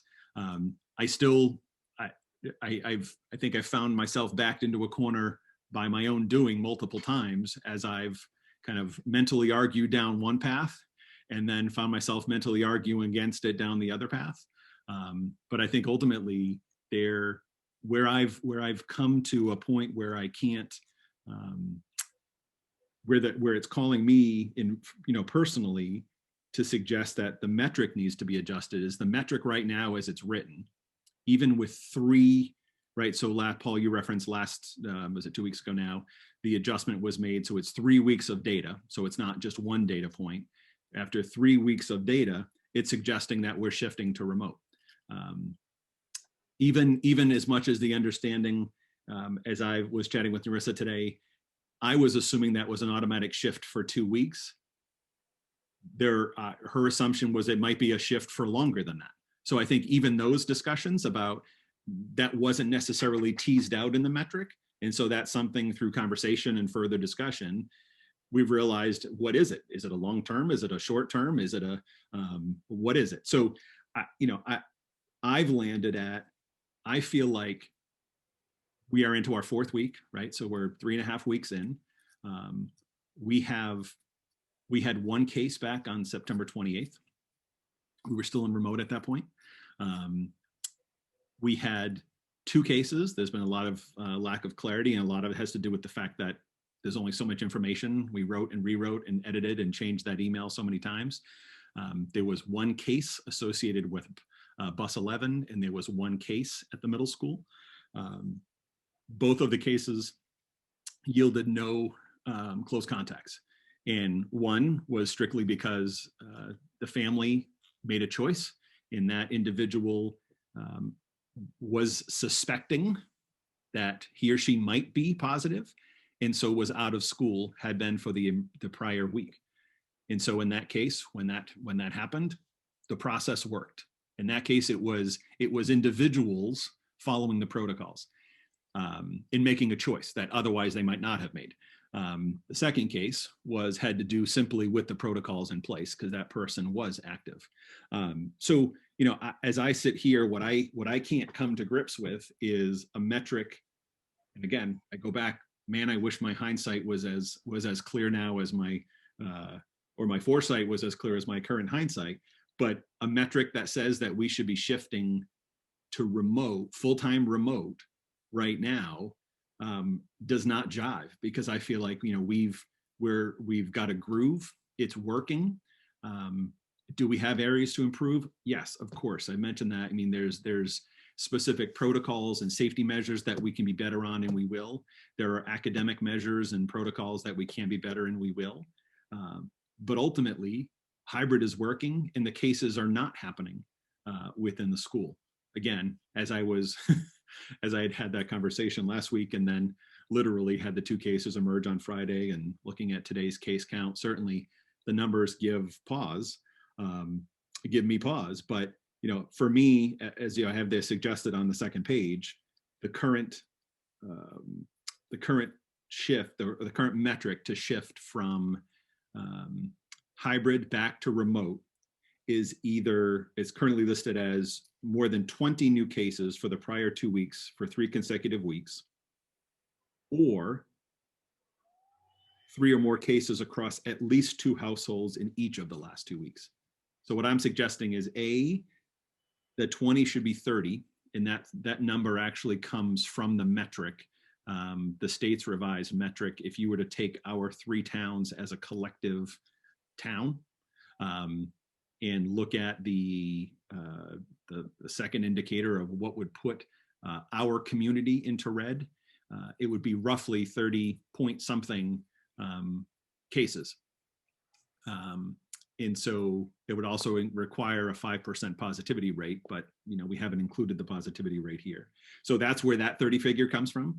And then the key point for me is the word "and," because I think that community counts, community cases, community spread is absolutely important. Our 3 directors or health directors have been phenomenal. We now have Kristen Jolivet, who was hired collectively by the 3 towns as our contact tracer. She's available, she's responsive. I've talked to her on Saturday morning at 9 o'clock. I've talked to her on a Sunday afternoon at 5 o'clock. So she's available, she's responsive, and she is able to get us the information that we need. And so obviously we can't have details of the cases, but they're able to get us some information to be able to say the cases in town are not currently connected to Triton, right? So that's the information they've been able to tell us. So if we get to a point where they were to say, yeah, we have a lot of new cases and we haven't traced them yet, that's a very different discussion. But to date, as I've reached out to them, they've been confirming for me that there are no cases. It's not cases happening within our students and staff, but cases that are not directly connected to Triton families. So when those are identified, we will get notified. That's been the promise. So I feel like to have a metric that looks at community measures and community case counts without also requiring an uptick in cases in the schools before we make a shift, I feel like that's a huge disconnect. So ultimately, that's where I'm coming from, is that it's not just adjusting the metric to say what I want, but the metric is certainly not jiving with what we're experiencing within the schools. And so I feel like it needs to be adjusted. And to your point, Paul, that you mentioned, the final note I added there at the end, and it's probably out of place. But again, just the point being that there's obviously 2 ways we would shift to remote. And this is what I wanted to make sure was clear. Case counts absolutely can shift us to remote. But there's also the reality that as cases arise or increase, and other factors change, if there are faculty and staff that are unable to be in the schools and work within the schools, that too, if that diminishes our number of staff to a point that it doesn't allow us to hold live instruction, then that could also be another reason that would force us into remote. That is not where we are right now. So that point wasn't to say that's where we are. It's to say that it's also a data point that needs to be considered. So I think that was Those are the points I wish to make. And I would say this is met with the leadership team on Monday, and this was, as we talked around the table, everyone universally, we have agreed that the right thing to do for now is to stay in hybrid. And I think I listed it there, right? It may be inevitable. Absolutely. It may be inevitable that we are going to be remote. But I believe we should, if our case counts are this low within the schools, then we should continue operating as long as we possibly can.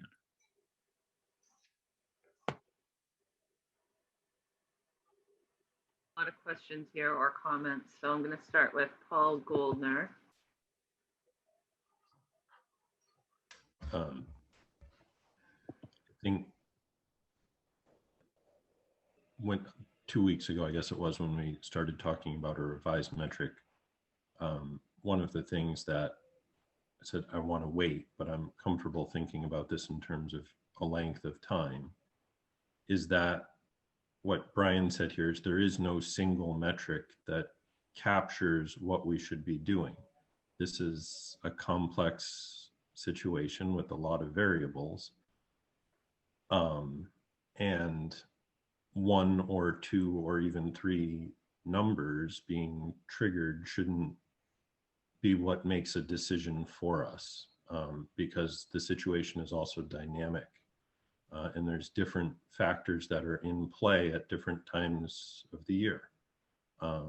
We have Thanksgiving coming up, which is different than what's happening on October or what's happening in February, and the factors that are around us at a given moment in time influence what our decisions should be. So I guess where I've sort of been gradually coming to is that I'm uncomfortable with sort of any hard and fast standards to do anything, because there's too much fluidity. And the reason that people make decisions, not machines, is that we can adapt in the moment to what's happening around us and say, right now, this number isn't relevant, but that number is. So I think there's certain standards that matter. What is the community transition? How many cases are we seeing in schools? Are we contact tracing the community cases to sources? All of these sorts of things matter. Yes, that's where I'm at right now with metrics to shift.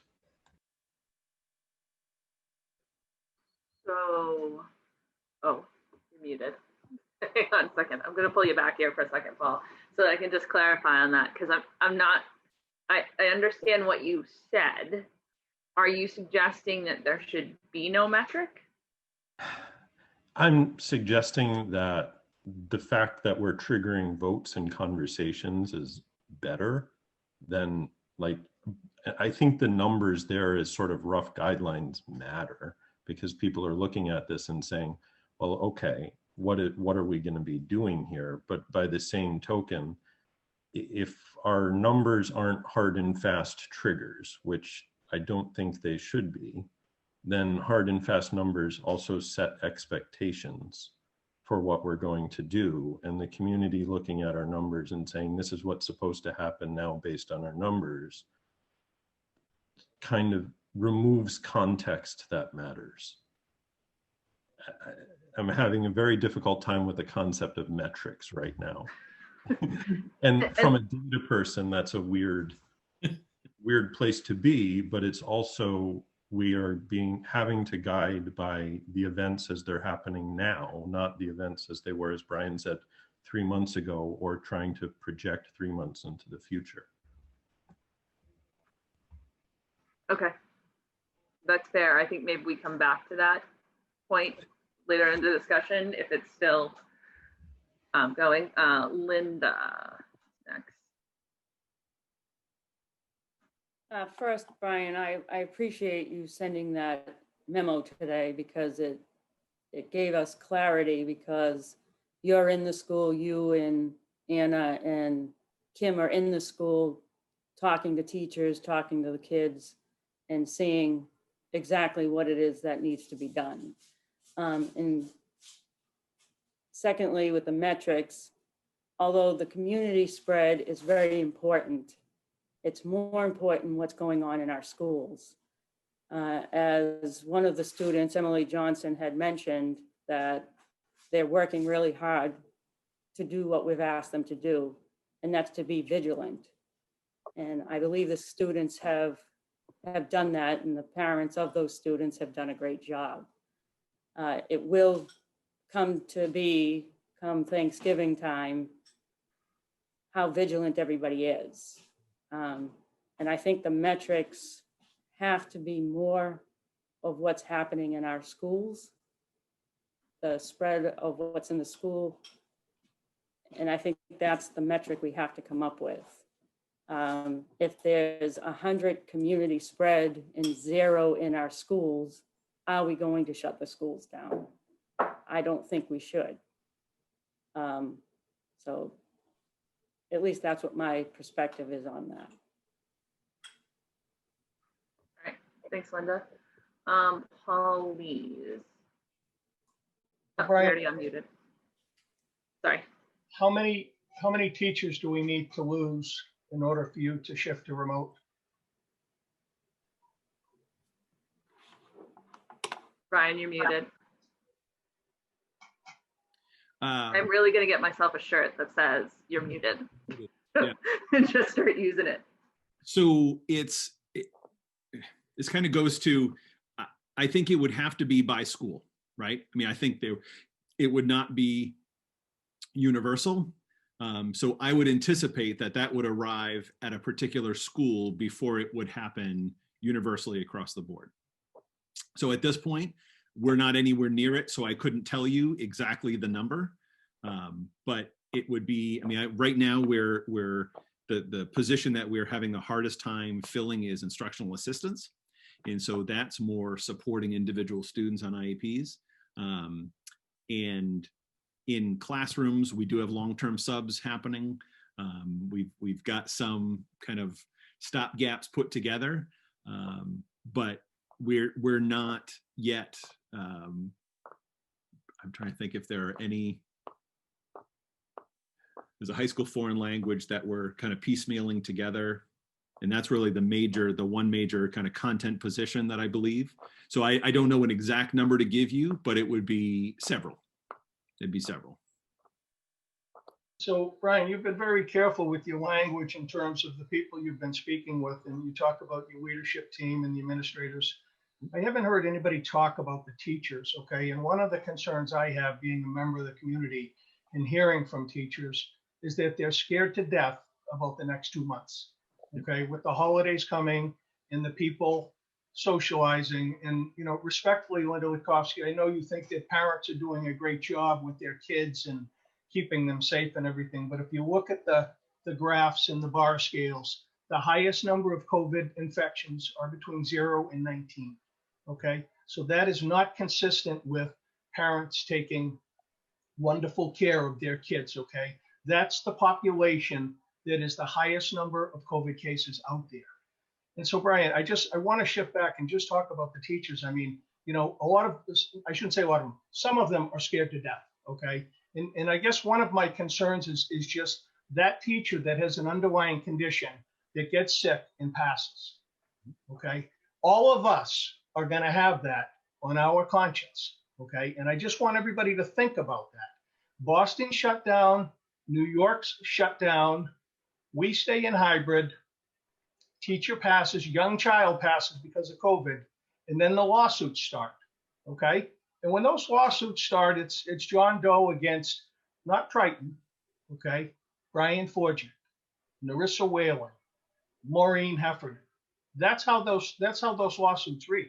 I just want everybody to be aware of that, okay? And you can say, oh, yeah, well, the lawyers of Boston, oh, we have insurance, we have plenty of insurance. Let me tell you something, okay?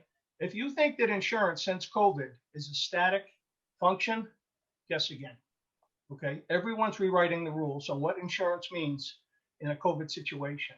So I just want everybody to think about it. I'm thinking about the teachers and the staff. The young children survived this illness. There's a very high, very low risk to the children, but I'm concerned about the staff. And I just want everybody to think about that. Major cities around us are doing this and taking these steps We're making decisions because our own little school district is safe right now. Well, if that changes, it might change for the worst. I just want everybody to be aware of it. Think about it. Thanks, Paul. Linda.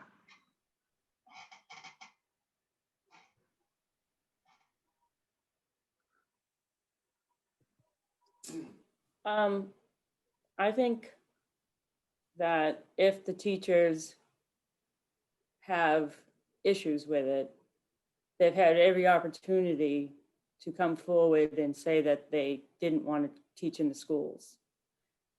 As well as parents have an option now that they can either be hybrid or they can be remote.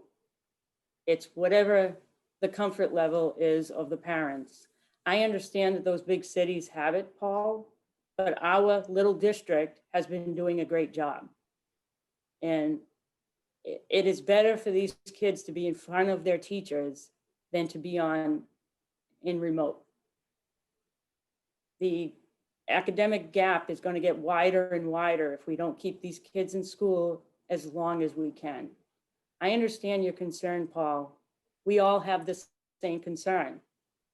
But to me, we have to give it to the parents to make the decision of what their comfort level is. If it comes down to where we have teachers that have decided that they don't want to teach, then it might force us to go into remote. But until that happens, I think we have to allow people to make a decision and do what's in the best interest of what they feel they can do for their families. Thank you. Marissa, may I respond? Thanks, Linda. Yeah, you're next anyway, Paul. And so not everyone in this district has a choice. I want to be very clear about that, okay? There are compromised teachers that don't have a choice. It's easy to say, well, you know, they can go somewhere else or choose another occupation. They don't all have that choice. Some of them are in the building making decisions to continue to work despite the fact that they might be compromised.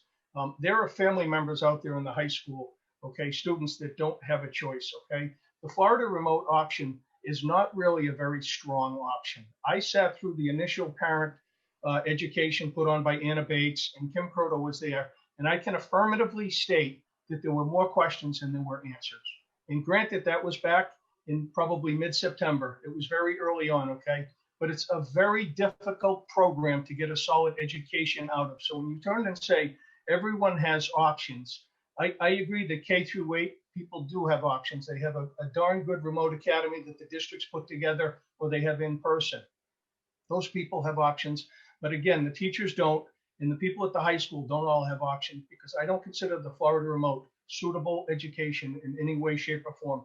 And I listened to that seminar that was put on.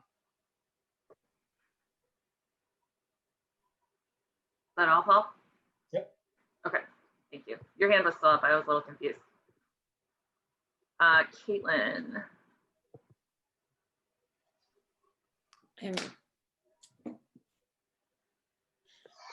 I hear you, Paul, and I have probably more experience with COVID than I would ever wish on any family. So I hear your concerns. They are real concerns. I've lived it with a child, so I'm not dismissive of it. I'm going to take your point as a reminder that there are people that are making hard choices and that health and safety come first. So I'm going to direct a question to Brian. Brian, have you been working with the teachers and helping them through this process? I know you and Kyle, you've stated it, but I'm going to ask directly. Have you been working with the staff and the educators to work through this process with them? Valid question. Yes, actually. So Kyle has been the point of contact for any requests. So anyone who is requesting a full leave of absence for the full year puts that in writing with a wet signature to me. Anyone who's requesting an ADA accommodation or FFCRA or FMLA leave puts that in writing to Kyle. So the list of individuals who have been in contact with us is, I would say, well in excess of 40. And we have several individuals who we've made accommodations for.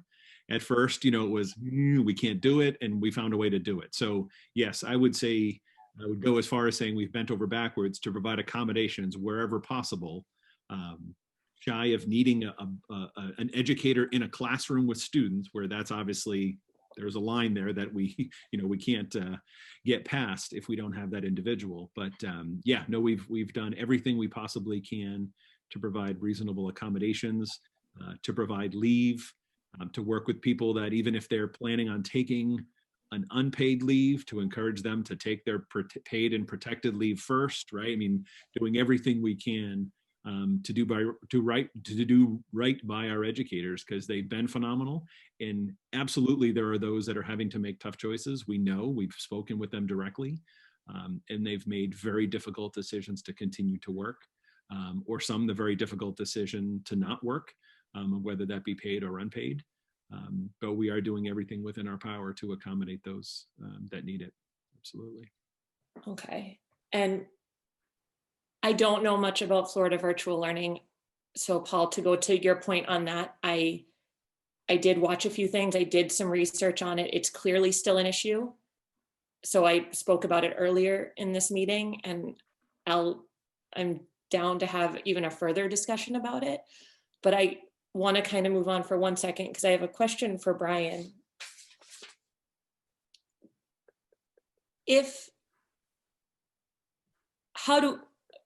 Hypothetically, you shut down a school, the schools, all the schools, anything, are you seeing it as a set time frame to return back that's written somewhere, like 2 weeks, 3 weeks, and then we just come right back?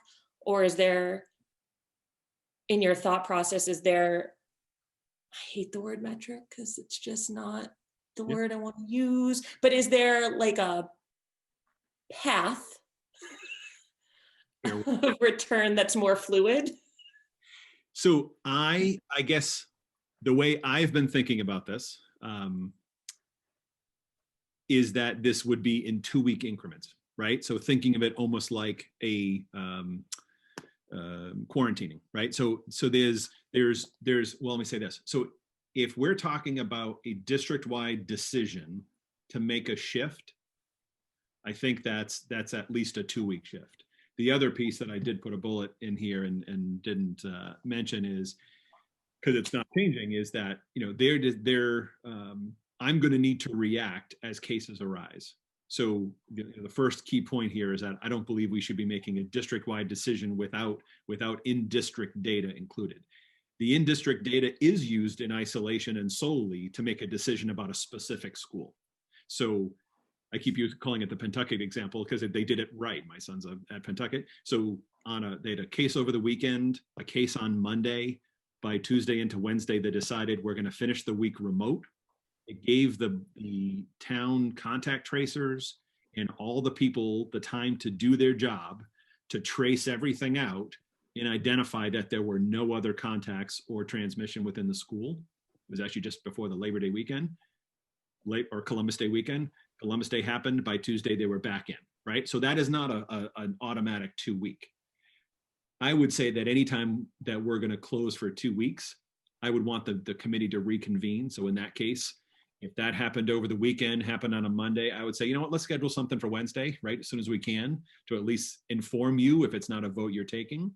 And then by that point, I would be able to share with you and say, all right, here's what we know. No contacts within the school, no transmission. We're good. We're going to keep playing this out. And if it keeps playing out the way it is, I'm going to plan on opening back up on Monday. You would have an opportunity to take a vote to do something differently. So I think that the school by school, case by case would not necessarily be 2 weeks. I think if we're shifting the district into full remote, it would have to be at least 2 weeks, because I think there's planning that parents have to work through and all of that a 2-week stint makes the most sense. And again, especially if the metric, whether there's a metric or not, I would think that decision will be made based on in-school cases. And if we have several in-school cases, that 2-week is a documented time period where we know we can break the cycle, clean everything out, and start fresh. I've not at all ever, and I think Narissa asked me this question today, I've never assumed that we would be shifting back to remote indefinitely. that right now, in my mind, we're in hybrid and would shift to remotely as we need to, as the data suggests we should. And I will also say where Paul Goldner is into that. I usually really like data and metrics. And at this point, I find myself not liking the metric because it just doesn't tell the full story. Can I have one more question, Narissa, and then I'm probably going to run away and hide. I guess my only concern with that, and again, this is the problem. I like numbers. We know this. Numbers are not helpful. I like to be fluid because it's what's necessary, but I have a thing about consistency.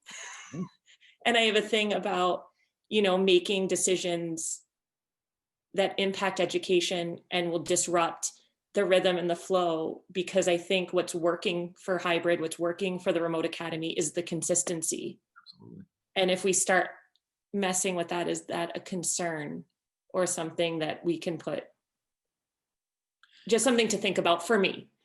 The consistency of like, we're shutting down SES for 3 days because of this, and then they're going back, and then, holidays happen and we're gonna have to shut down for 2 weeks and then do meetings. So if there was a way to put something like a path or something for families to rely on and students to kind of look at in writing without being too specific and getting locked into it. So for both a district-wide and a school-based decision, you're saying? Something in writing where it just allows families to see what would happen in each case with an example in writing, so that they have time to kind of think about it and see, so that, because it is coming. I mean, these things are going to happen. Yep. Yeah, and I think that I like the idea of documenting it's almost documenting the kind of the decision tree, if you will. Yes. And I would have a hard time putting the right metric there. But I think if we have the process and it's when it reaches a threshold rather than 2.5 cases, then that's something. So certainly, yeah, we can put something together and draft that and share that out. Yeah. Thank you. So much easier than it's going to be. I know. It sounds so happy until you have to write it. Yeah, exactly. Yeah. And I should say, before that memo went out today, Brian and I have probably spent, I'm going to guess, 3.5 hours between Friday and 4 hours. Yeah. Between Friday and today, trying to go through where his concerns are with that metric now, why things changed, where he was at for night. And I mean, I can honestly say you could have knocked me over with a feather when he told me. And I think it was the follow-up conversation of, we're very shortly going to notify the district that there are 2 new cases.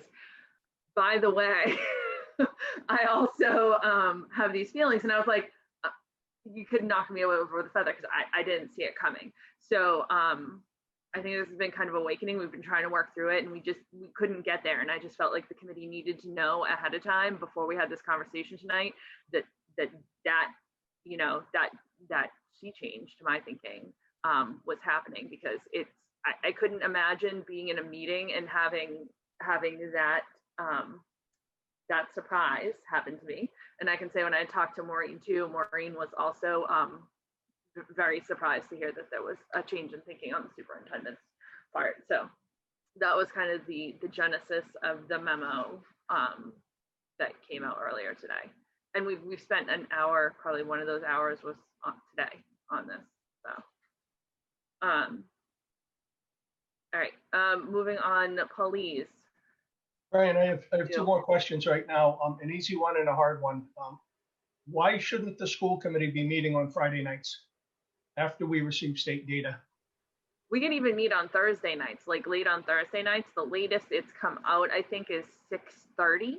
It used to come out on Wednesdays. It just switched to Thursdays. 8 weeks ago. Brian? 2 weeks ago. Thank you, Narissa. Brian? Oh, You're asking sorry. me why you shouldn't meet on a Friday night? Yeah. Why can't our school committee meet on a Friday night? I have nothing to do with scheduling your meetings, Paul, and you know that. You Well, want I to know that, Brian, but you are scheduled everywhere all the time, and you're an important fixture in our school committee meetings. And that's why I'm asking you. So the question is, could we meet on a Friday night? Of Yes. course we could meet on a Friday night. Okay, well, I think we should, Madam Chair. What's Friday that? afternoon. Yeah. We could do Friday When we have this- afternoon. when we have the fresh state data. Yeah. I proposed meeting on a Friday afternoon at one point. Absolutely. It's going to be freshest on Thursday night. That's my easy question. Now for my difficult question, Brian. Why haven't you pulled together a team to go to Ipswich to do what I've asked? Besides the fact that I'm only one school committee member and you don't act or work for one school committee member, why don't you go to Ipswich and get the information and bring it back to Triton? We have not brought a team, and I'm assuming a team of teachers is what you mean.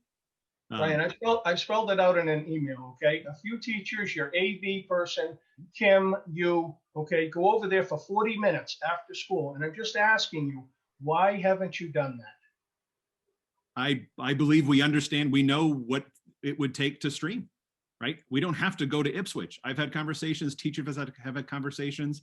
Kim and Anna put together a panel with, correct me, Kim, Newburyport, Linfield, Pentucket, and one of the district that was streaming. So we understand what it takes. There's nothing over at Ipswich that's happening magically that we need to go learn about in order for us to stream. You see us traveling to Ipswich as the silver bullet. It's just flat out not. Well, I disagree, Brian, okay? We've got an invite from there. I met with the principal. The principal said he hasn't lost a teacher. I want to circle back to the teachers as being so important to the district. Every time this district loses a teacher because they can't teach or because, you know, we're putting them in a position where they have to stop working, that just kills the district, okay? I've had 3 kids in this district. Every time a regular teacher goes out for maternity, sickness, illness, whatever, okay, you can just kiss that kid's education away in that class for the year. You can talk about your long-term substitutes till you're blue in the face, okay? There's no substitute for a seasoned teacher in a classroom. And that's why I'm pushing this, you say you're going to all these districts, okay? Come to us as the school committee. Instead of talking about metrics, tell us what you're doing from a technology standpoint. So what I'm saying about remote or hybrid doesn't matter. Give people a choice. That's all I'm suggesting. If you can stream live to these kids like they're doing in Ipswich, sick teachers are staying home. They're talking to the kids in the classroom through a big whiteboard. The kids are in the classroom. The kids are in school. The kids are happy. I don't understand why that can't happen here, why we're not getting reports about what affirmative steps you and the staff are taking to identify the equipment, tell the district tell the school committee what the equipment is, what it's going to cost, and how we're going to get the money. I already talked about the money to you. I said, let's go out there. All these parents are clamoring to say, how can we help the district? I'll go out and be the poster boy for getting the money in for the technology so that we can pull this together. And I know it's hard for teachers to do it. I understand it's their first day and they've been teaching for 20 years. I get all that. But we're losing every day that we have kids in school 2 days as opposed to 5 days, or real live instruction in front of them 5 days. These kids are just falling behind. And I took an oath when I became elected to this school committee 10 years ago to work my best to get this taken care of. And I want the district to do that. I want you to do that. I want you to come back to us as a committee and tell us what you're doing to make streaming a real possibility so that we have the opportunity to let all the teachers and all the students and all the families have a choice. It's that simple. That's how I see it. Before Brian answers that, I want to note that as a committee, we have addressed this multiple times, and that hasn't been the direction that the committee has opted to take. I understand that you have a personal opinion, Paul. There are many times that there are personal opinions that don't get followed. School committee members have their priorities, but it's as a committee. We've had this conversation. Even I don't do anything or try not to do anything that I don't think the committee is going to support. My job is to try and make sure that everything's set up for the meetings and then follow up with everything that comes out of the meetings, whether I like it or not. And so I guess it would be a great opportunity to ask every school committee member here tonight what they disagree with what I just said about how the district should become a better team of educators. Whoever wants to start, just shout out. Well, I'm going to let Brian answer first because your question was addressed to him, the first one. But you shifted it and said that the committee may not want to do that. And all I'm saying is, let's put the cards on the table. Rather than having these discussions during the week with the chairperson, I'd like to put it all out here so that the public can hear what we're talking about. We and have I'd like been. to know why That's that been plan in public doesn't meetings. Okay. we've had these conversations in public. Go ahead. I guess, I don't know. I'm going to give Brian the option first to see if he wants to respond, and then I know Maureen is clearly chomping at the bit. Yeah, I guess I would say, so I don't know the exact percentage, but a significant number of teachers at the high school are streaming, right? So we know that's happening. And we know it tends to be certain content areas that they are streaming. And I forget, there was one student who said that they're streaming from home as well as the same thing in the classroom. So we can already tell you there's times where streaming has worked really well. And there are times where teachers have tried it and it hasn't worked for practice. So I'm still not sold that it's a universal best practice for all educators. So we don't necessarily need to go spend $100,000 for teachers to stream. If we were going to move in that direction, certainly TEF made a donation. It'll actually be on the December business meeting. TEF made a $15,000 donation, and we have an anonymous donation for $15,000 to put towards this type of equipment. But at the end of the day, we cannot require it. And Paul, you're the chair of PNN, we negotiate it. So at the end of the day, there are practices and people are choosing to do this. Educators are making the choice when it's appropriate. But at this point, on a contract that was negotiated, accenting the wrong syllable, that was negotiated, we can't. So you know that. We can, Brian. We all agreed that that's a fluid memorandum of understanding. We come back to the table whenever we needed to, and I'm ready to schedule another meeting. So there's the point. So that ball is in your court, Paulise, not in my court. But of course, the chair will say that I can't do that because it's not the will of the committee. And I'd ask again to hear from the committee what their will is and why it doesn't agree with me. That's where we're headed next. Maureen? Oh, sorry, forgot I need to ask you to unmute. There you go. Okay, thanks. So, Paul, we've spoken about this in the past, and I think then you went and had your tour of Ipswich, and you shared with us the information that you had received that day. Since then, we've never all been able to have a conversation about it. So I just want to make sure to point that out, that like we haven't really been able to come back together and discuss that topic. I think that the streaming is happening more than you're realizing. I struggle, like Brian said, I struggle with making it mandatory.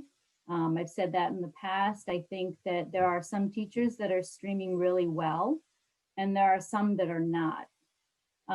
We need to figure out how we can help the teachers that aren't streaming or are not streaming well before we can think about making it mandatory. It's just sort of where I'm at right now. Thanks, Maureen. Kaylee, do you have something? I mean, yeah, you're a member of the committee, so have that. And I'll ask you to unmute.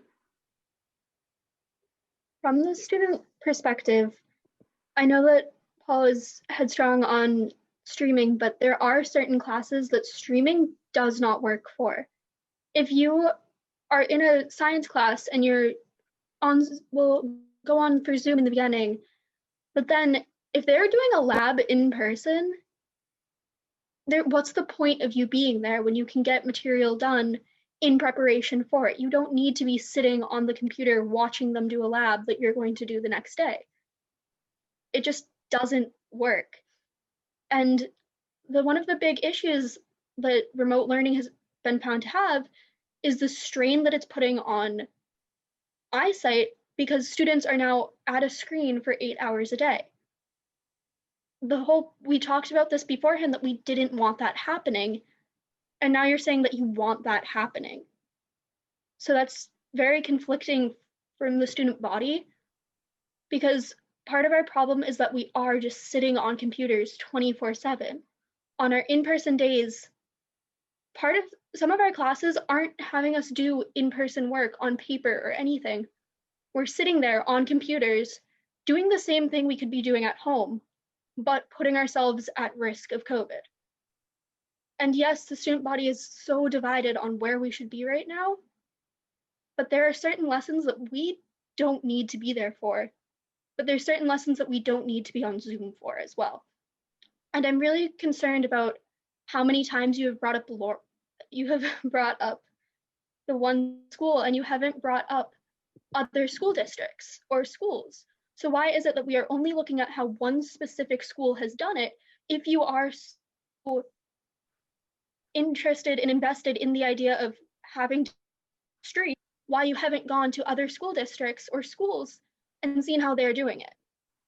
Because we can't just be using one school as our model. We have to look at how everyone else is doing it according to what the committee and even you personally said about setting our metrics and whether we would start in person or hybrid over the summer and at the beginning of the school year. So I just feel like if you're going to put one thing forward, it needs to translate into other aspects of your decision making. And I just don't know how it sits as a member of the student body. Thank you. Thanks, Kaylee. And I should add, for anyone who's watching who hasn't seen meetings previously, Kaylee is a member of the school committee. She is chosen by the student body. She's actually a student at Triton. And so she's a full member of the committee, but she is non-voting. So we're always happy to have student voice on this. Caitlin, you are next. Paul, we've talked about it. I don't disagree with streaming, and I don't wholly disagree with anything that you just said or where you're coming from. But teaching is individualized, and every teacher is going to go about it differently, and they're going to shine in different ways. And when you make a certain practice mandatory, there's pushback because it's a new thing to learn. It's not in their wheelhouse.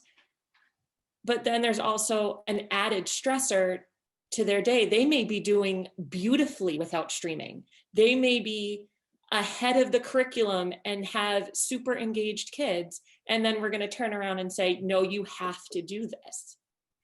And that makes me nervous as a parent of 3 children in the school system. That makes me nervous when it comes to giving teachers the latitude and the ability to shine on their own.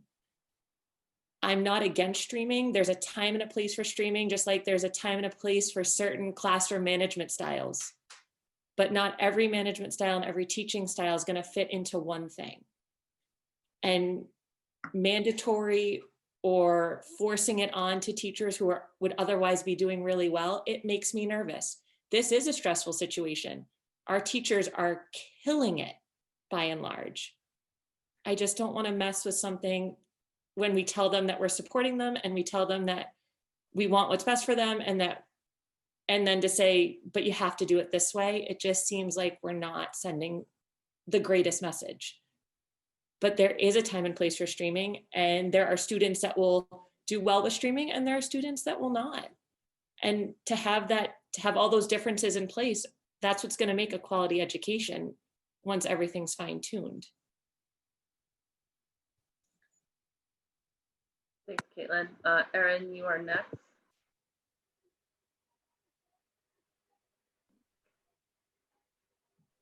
Did not asking you to unmute. I just did finally. I did want to ask just a couple questions of stuff that had come up, and starting with the streaming piece of it. Classes that are streaming in the high school right now, have we identified which classes may have overlap with the students that are in the Florida program and perhaps offered them to now sit in those classes as they're going on in streaming fashion, as opposed to requiring them to continue to take them at an individual pace? I'm gonna ask him to unmute and handle that. Sorry. One. There are some electives that the teachers have agreed to stream and have those kids stream into their classroom. Courses where they are core content areas that the courses are offered through the Florida Virtual School, they have taken those courses through Florida Virtual School. But if it is a special elective and the teacher is has agreed to do the live streaming on a regular basis and support those kids. That has happened. And I think that we have 30 different classes right now that are live streaming for the remote students.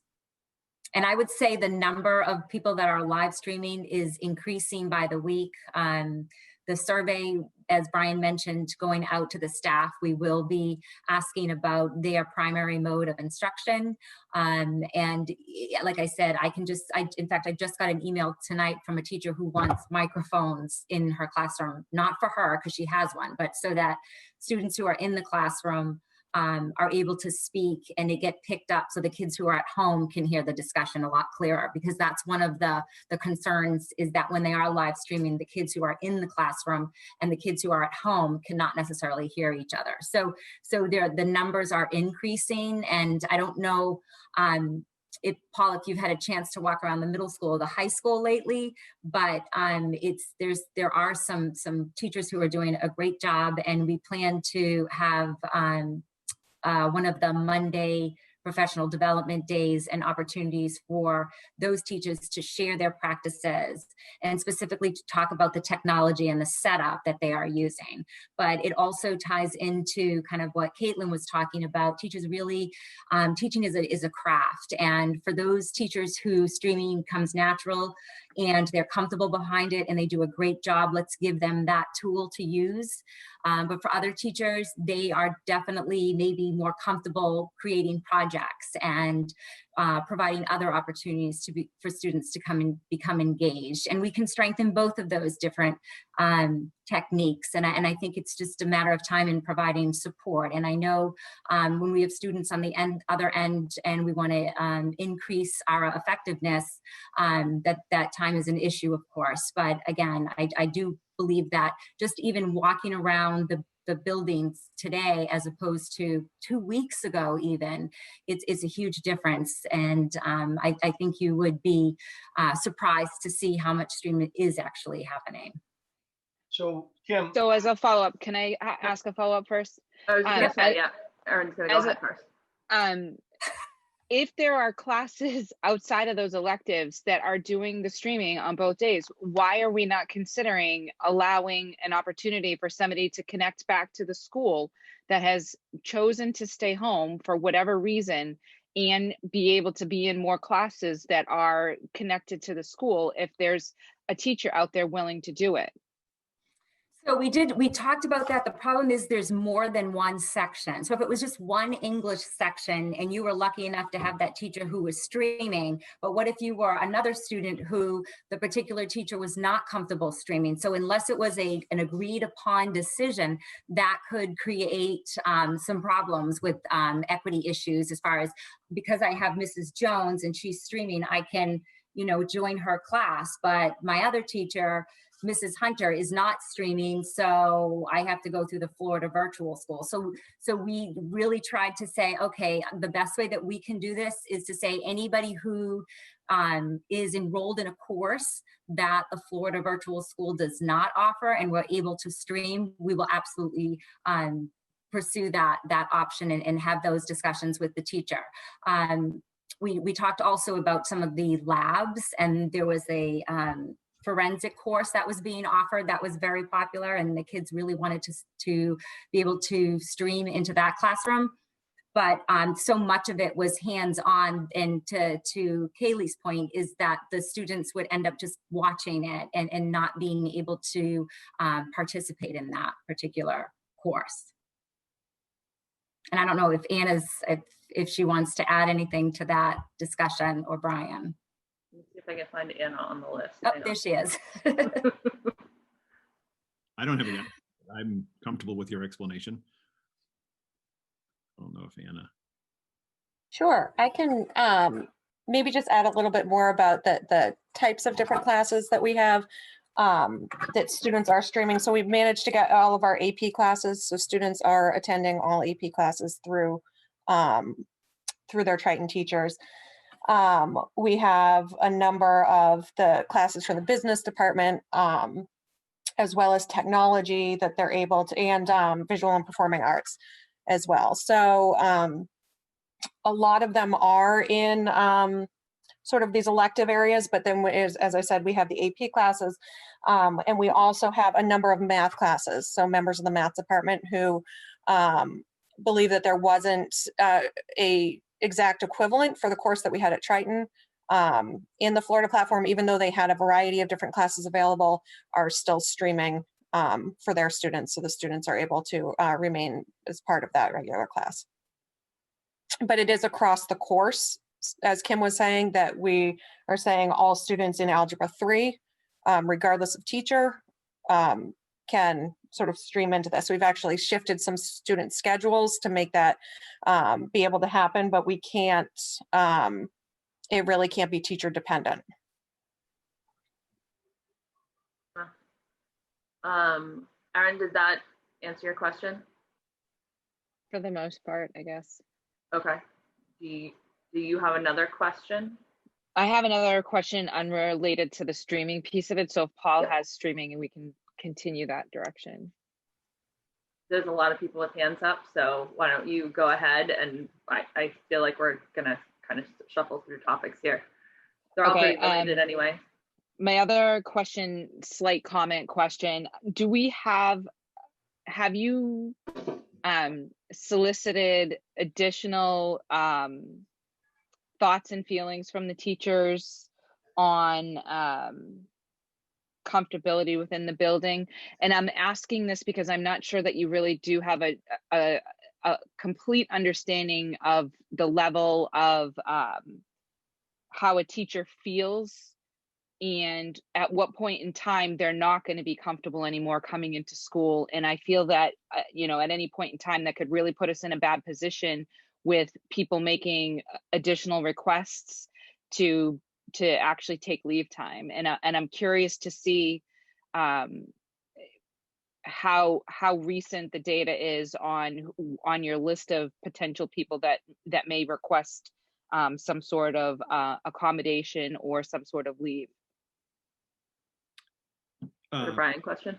Yeah, so I'd say, so the staff survey that we're producing will ask that question. I don't have that data for you now. I do know that Sue Densmore, as a TRTA president, did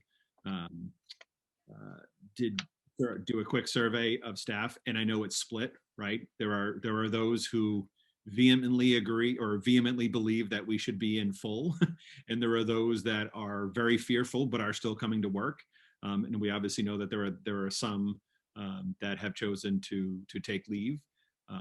So I think it's the majority of the folks I've spoken with directly. I can say that those my conversations, it's more wanting to stay in than go out. But absolutely, I mean, we're well aware that there are faculty and staff who are in, as Paul described earlier, who are fearful.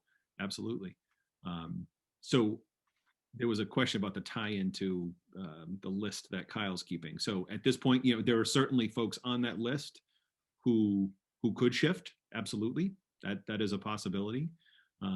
So in that survey, that will hopefully start to tease out, if we're going to ask very specific questions, be able to tease out who might be on that cusp. One of the questions on the survey that we asked families, for those in remote, are you considering a shift to hybrid? And those in hybrid, are you considering a shift to remote? So again, that's going to be very telling data to see who is on the cusp. So we will have that data, but we don't have it now. Okay, thanks. Thank you, Narissa. Yep, thanks, Erin. Linda, find you, do I mute you?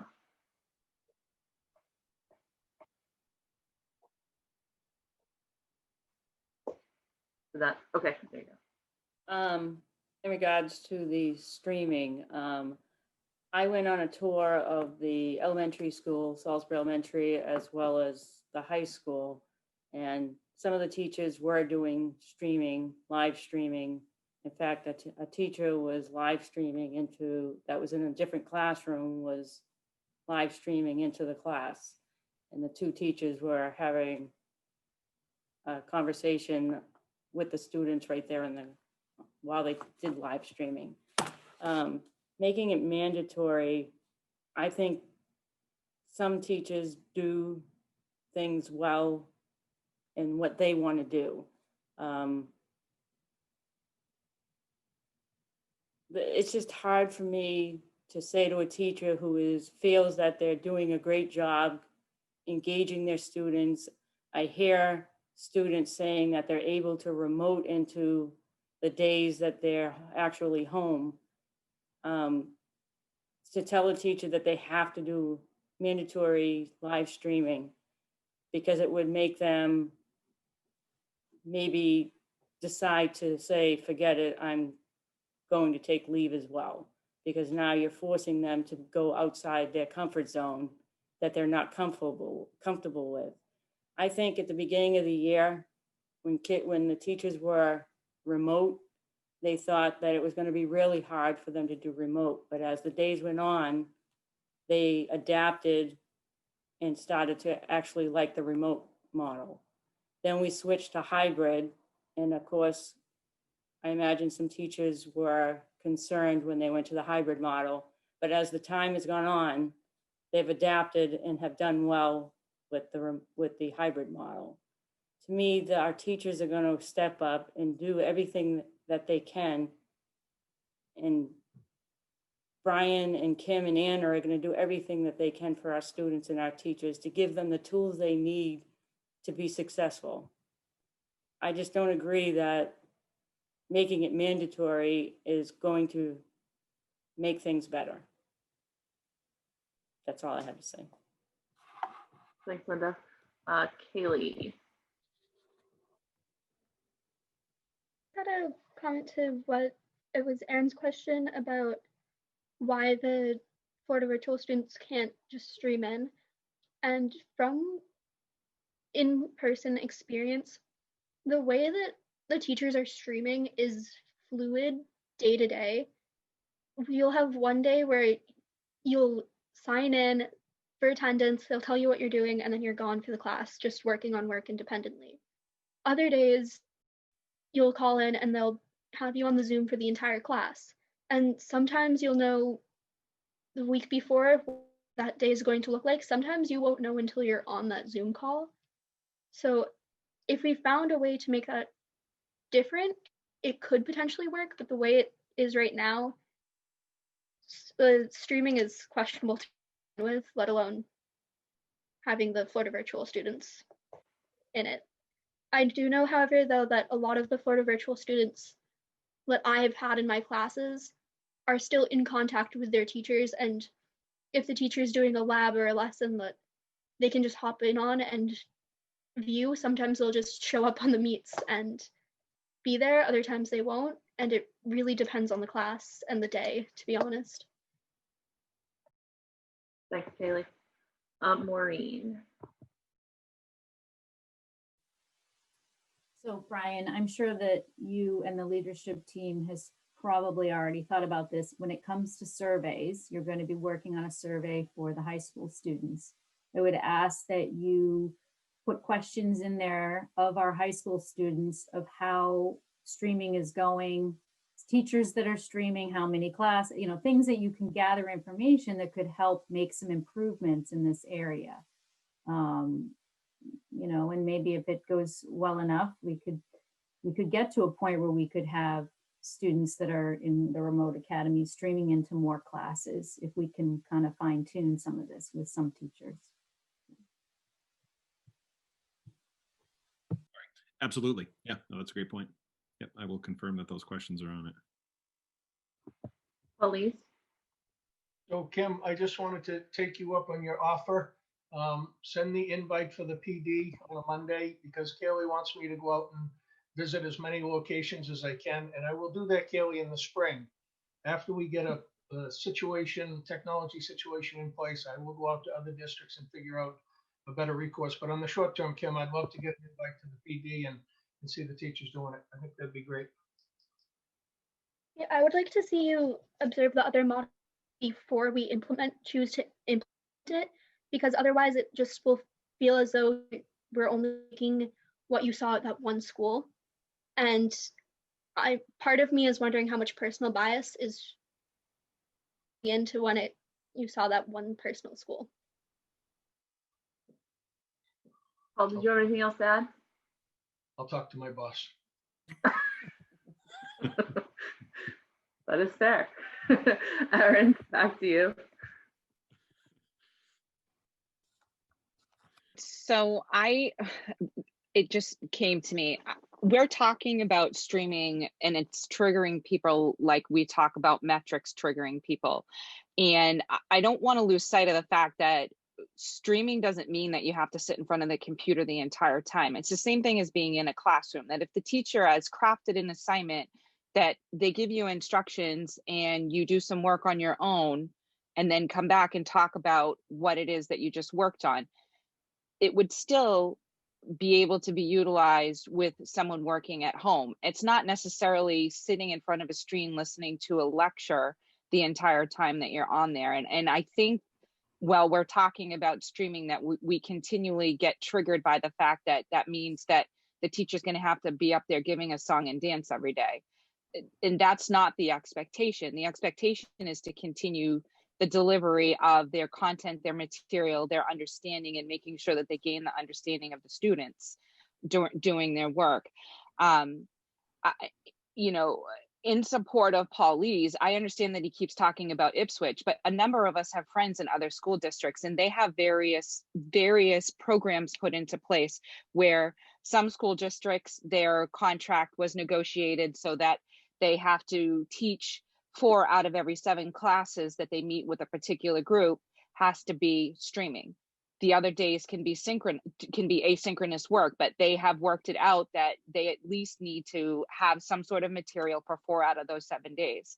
And there are other school systems that it is working in. So in his defense, I understand where he's coming from with trying to push this and making sure that we're providing the best opportunity for all of the students. And that does include the Florida Virtual High School kids.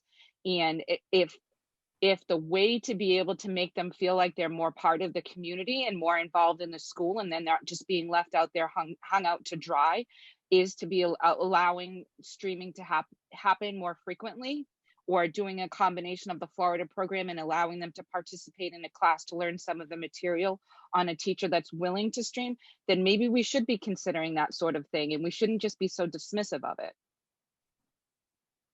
I would just add, we're not dismissive of that, but your last statement about if a teacher is willing, that's great for the individual who's with the teacher who's willing.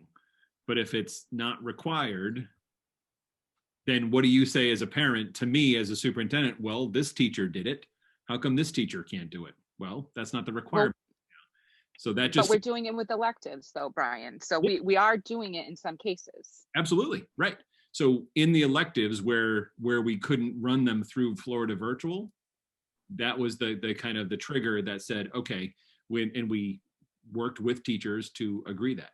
So if there was other classes, that's possible, but it gets very, I believe the term Kim used was, that's an equity issue that, well, if my child can do it with these teachers, how come they can't do it with these other teachers?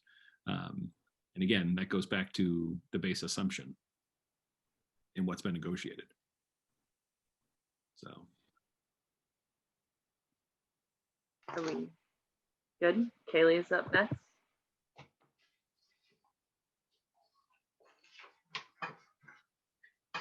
Interesting that the language that we just used for streaming, the way that Erin brought up streaming that's pretty much how it's already worked.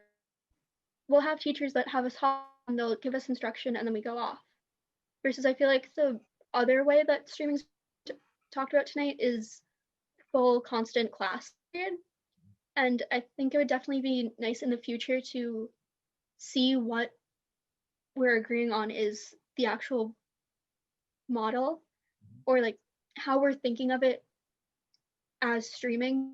I feel like there's a really big divide tonight as to how it's being referred to. And also I think it's interesting that we bring up the electives and how they are doing the full streaming with their classes, when we don't take into consideration that the majority of electives are very small classes. The majority of the arts electives might have 5, max 10 students in the entire class, not just cohort to cohort, as opposed to the other classes which have 20, 25 students in them. That's all I want to say. Thank you. Thanks, Gary. Paul Goldner. I think Kelly was just kind of saying this, but it's not so much the streaming as the concept of, are you pushing forward the curriculum 5 days a week for the people who are in person and remote at the same time? So on Monday, I'm doing lesson 1, and on Tuesday, I'm doing lesson 2, and it doesn't matter where you are, you're getting sort of the sequencing going. And that can be accomplished in different ways.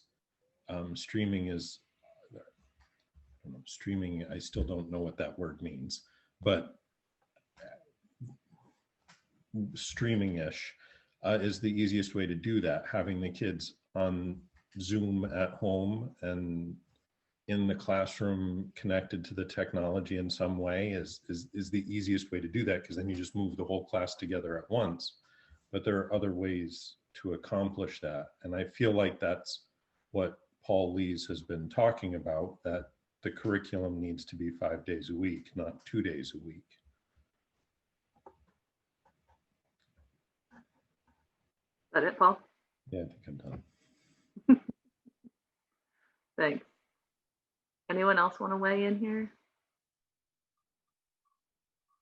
I guess I heard a lot of the things that I think about streaming tonight.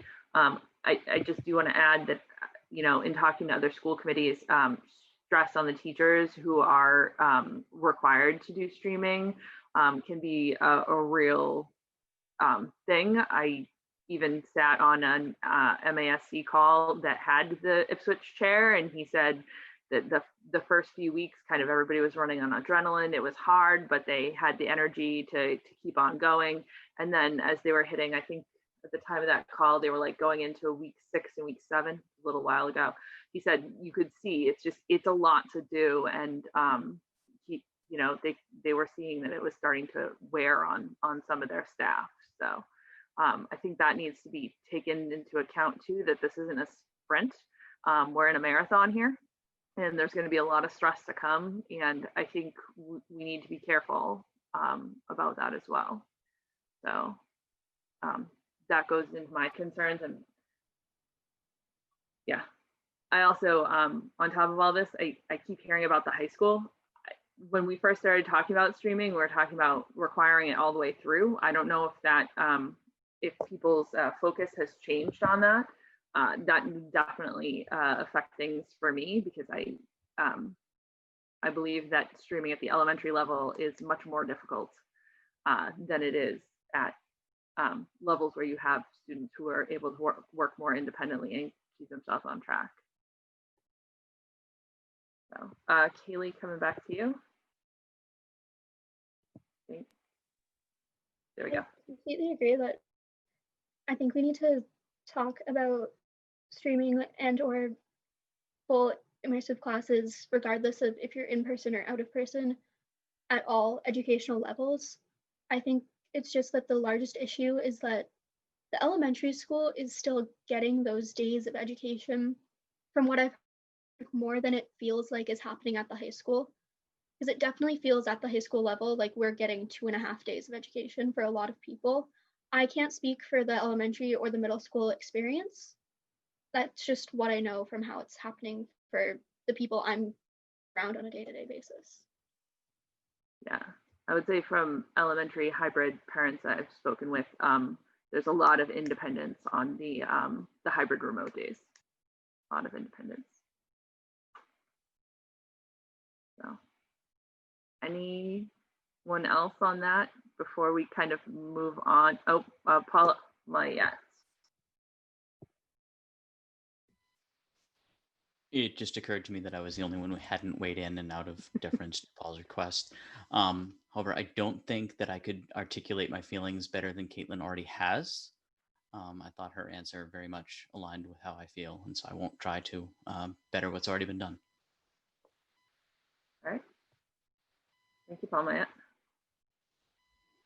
So I'll ask, I guess, on the will of the committee, whether you want to have a learning model vote right now, additional discussion toward a learning model, which I know I have more thoughts to add on that, or if we want to go back and talk about the metric, because I feel like this is keep coming back to the metric and it's all intertwined as it is.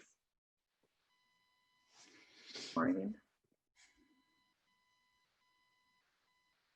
I'd kind of like to go back to the metric and finish that discussion. I think that could make a really big difference on the learning model. So, you know how everybody else feels. Any other strong preferences? Do we have an agreement with Maureen? Seeing a fair amount of nodding.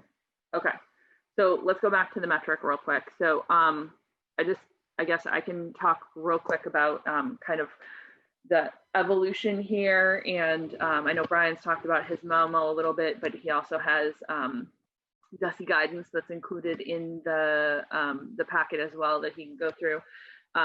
So back in August, I want to say it was, there was a call for a metric, something that would signal when a vote should happen, and kind of give us the goals to shoot toward, because at that point there were some very definite gaps. So it was at the time of the original color-coded map. When looking at options, we had some very specific ones to the gaps we were experiencing at that time. So that included things like testing sites and turnarounds that were available locally, so we could make sure that students and staff were able to get tested if they needed to, and that results would turn around in a reasonable amount of time. It included being able to bolster, reinforce the contact tracing that was available locally. It included a community spread, because that is to some degree a level of a measure of the level of risk that you have of cases entering your schools. The more community spread that you have, the of course more likely that the individuals in your schools are going to have a case. And then it included actual cases in the schools. The primary focus at that point was a remote to hybrid switch. So the metric was kind of oriented in that way, I guess. It looked at what has to happen to go fully in person, but it was really focused on kind of the remote to hybrid. At the point when that was developed, the state color-coded metric was it was and still is indicating that as a regional school district, we should go by the town that we have the greatest number of students from, and essentially disregard the numbers that are coming from the other member towns. That's Salisbury for Triton. And because it was, I believe, oriented largely towards cities at that point, the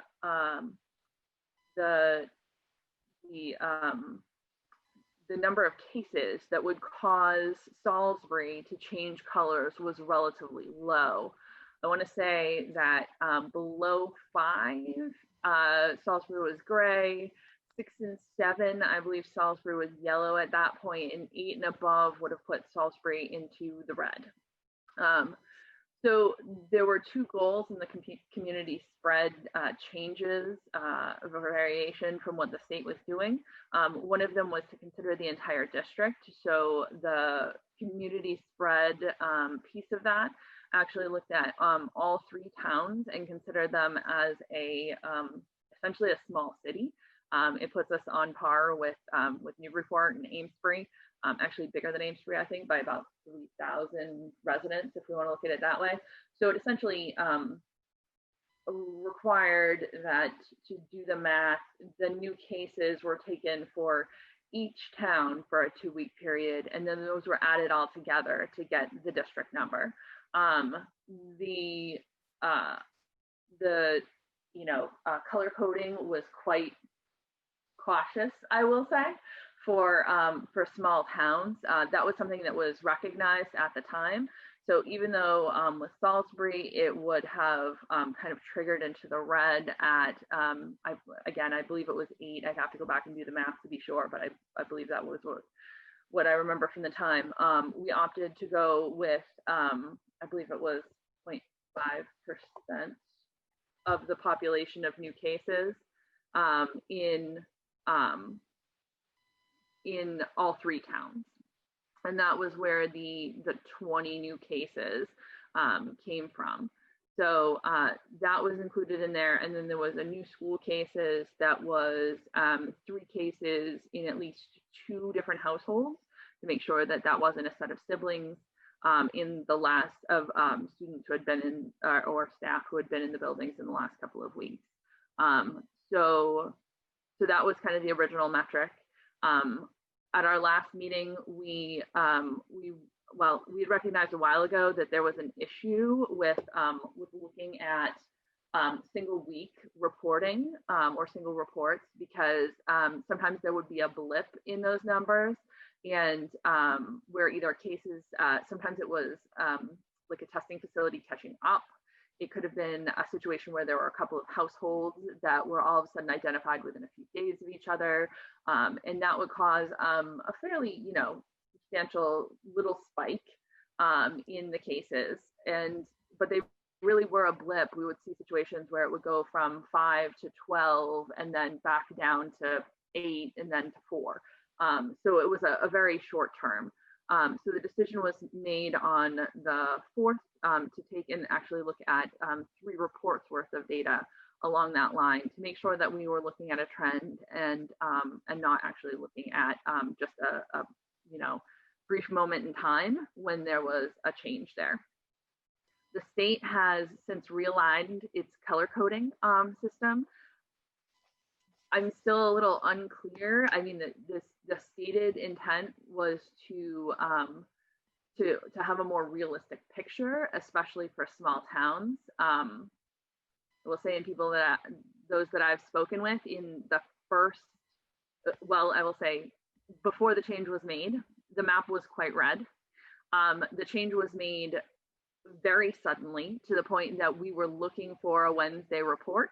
And I think 2 hours before it was supposed to come out, there was a notice posted online that it wasn't coming out that day.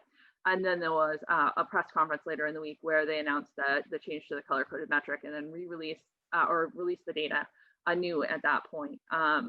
So that was a very quick and unexpected change. I don't believe anybody was notified about that, because it seemed to be quite a surprise when the press conference happened that was the change that was going to happen. The color-coded metric, if you want to continue to look at Salisbury, being in the red would now require Salisbury to have over 25 cases. If you wanted to look at the entire district as essentially a small city in the next category up, it would, as the superintendent said earlier, it would require a 30.32 cases in a 2-week period and a 5% or higher positivity rate, which is, I think positivity rates, I will continue to say, are tough for small towns because they can vary a lot and very quickly based on the number of tests that there are that week, because some of our towns are only doing a couple of hundred tests at this point.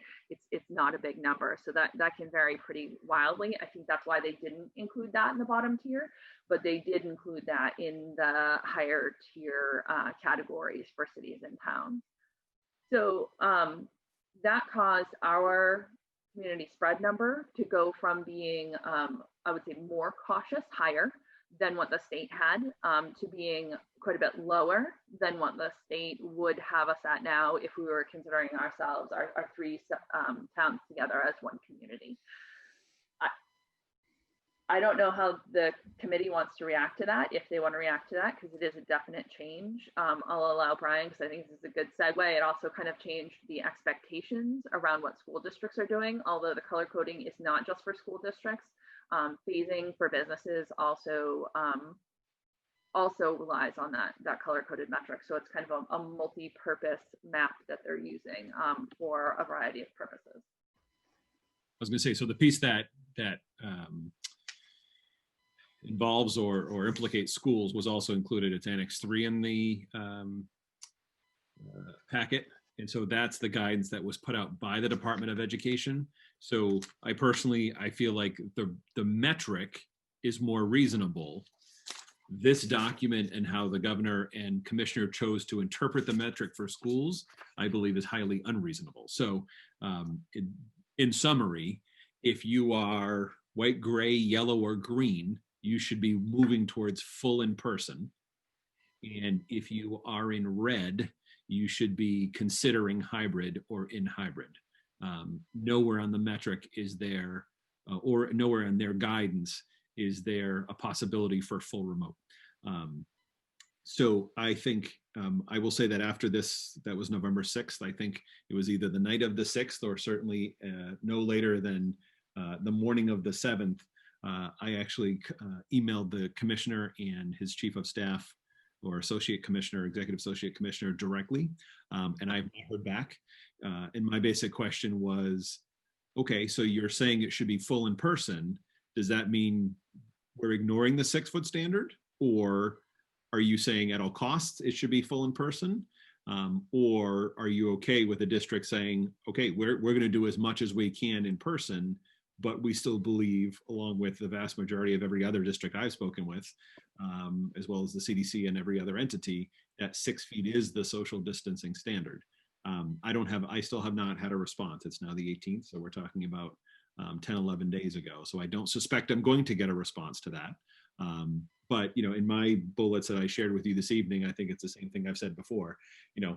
I'm not in favor of relaxing the 6-foot standard by any means. I don't believe we're anywhere close to that. So with that being the case, I think a full in-person return is a struggle, just because of how many we can fit. So when we shifted back to hybrid, with all of our high priority learners coming every day on cohort A and B days and being in the classroom, that caused us to reassess. And, we certainly did our feasibility study back in the fall. We lived this. We're talking, if you go into an elementary classroom now, we're talking taped, where desks live, literally down to the inch. And so we are definitely in this hybrid model. The vast majority of our classrooms, specifically the elementary and the middle school, are at their capacity of what they can hold. At the high school, again, it's different. I know Kaylee's mentioned this. Some classes might be small, so in others, classes might be large. And also the balancing of cohorts is also very difficult, because what Kaylee has on her caseload as a cohort A or B, I'm not sure what cohort you are, doesn't translate, because it might be, there it is. So it might be 6 different teachers. So to try and then balance those cohorts across 6 different classes is nearly impossible. So there are still some classes that ended up slightly larger, and so those are meeting in the library or other spaces. But we are certainly pushing our capacity at the hybrid model, certainly not moving towards a full in-person. So again, my take, metric good, DESE interpretation of the metric, very bad. All right, thank you, Brian. I like those. So the new kind of proposed version of the metric continues to use the same community spread numbers, partly because when we were developing this, there had been no change at the state level, and I think there were no drivers to change that. And I guess I would still question. I don't understand where the state and nuts numbers are coming from. So I guess there's that. It includes the same numbers for school cases. It does update them to look at the 3 reports or 2 weeks on, 3 reports on community spread or 2 weeks on school cases. At this point, notes that there could be other concerns, but it removes some of those early concerns like contact tracing. We've got Kristen Jolivet in now, who's doing a tremendous job from what I understand. There was a tremendous outpouring of volunteers from the community who offered to do contact tracing and be trained and take that on. So some of those things have been either resolved permanently or resolved at least on a temporary basis. And I kind of pulled them off there. Not that they couldn't go back. If we lost Kristen, it would definitely give me pause that that our contact tracing system could potentially fall apart, right? And that would be an issue. There are some things that are probably very much permanently off, like the ventilation study.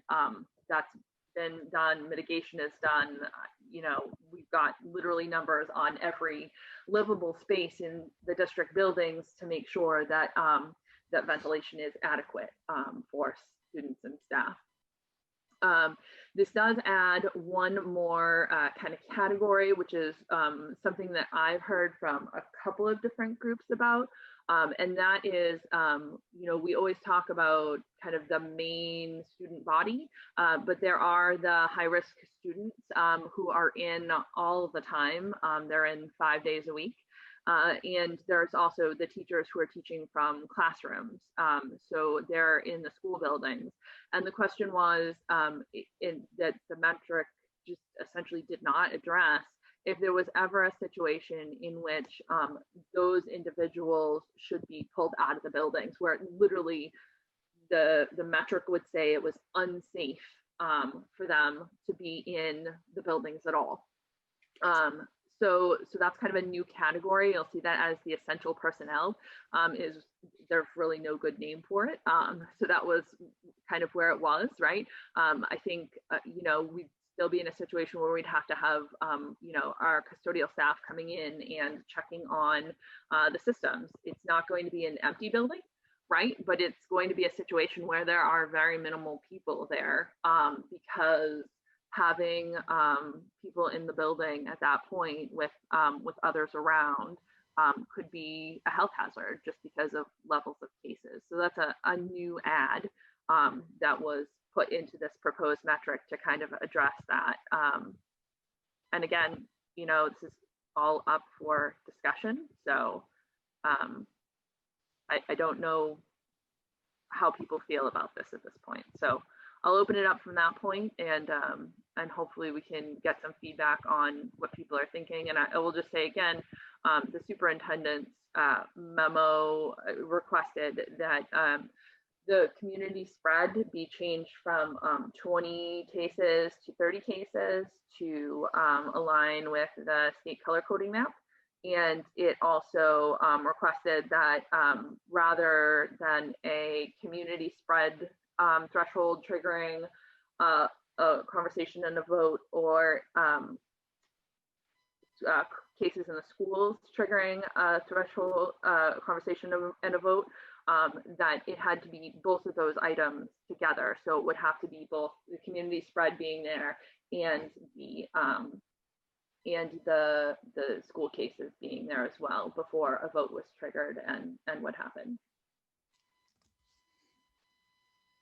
Maureen?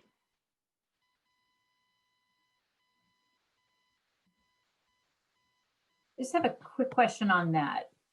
Just sort of thinking ahead.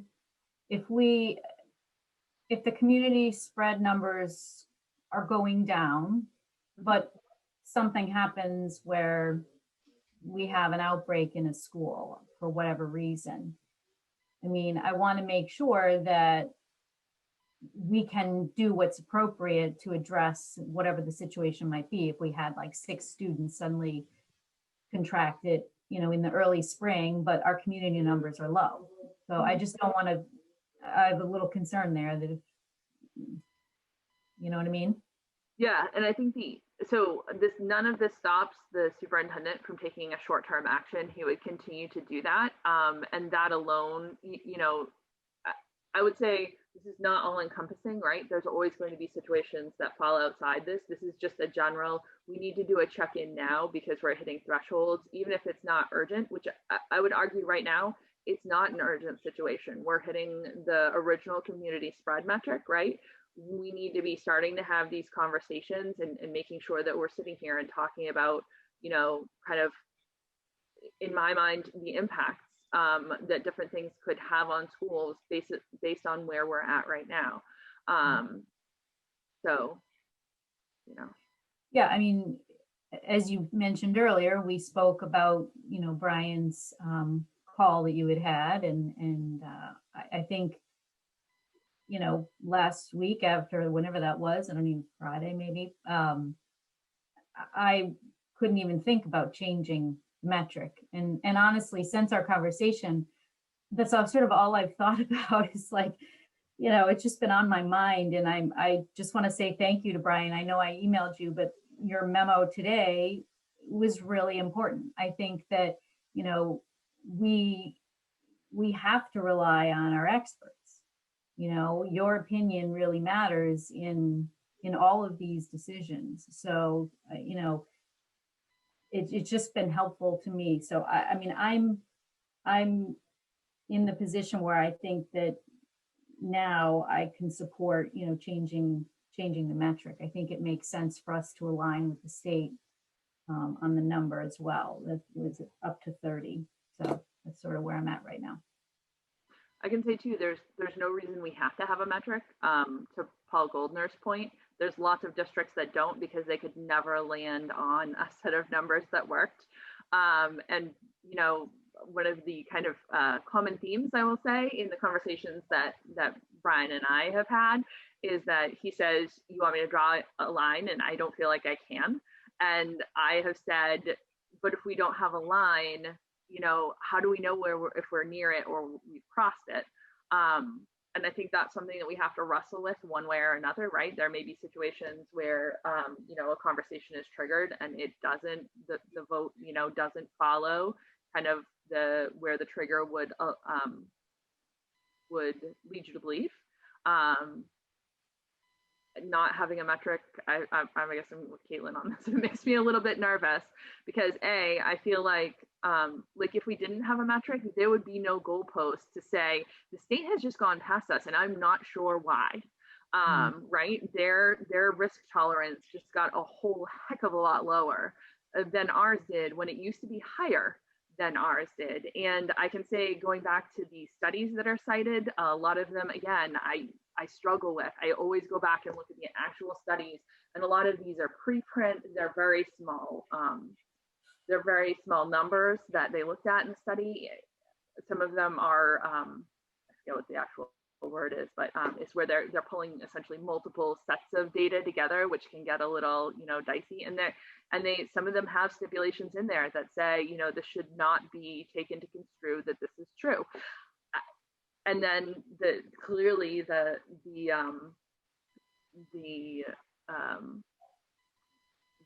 result that that study was used for was the idea that study actually drew that conclusion.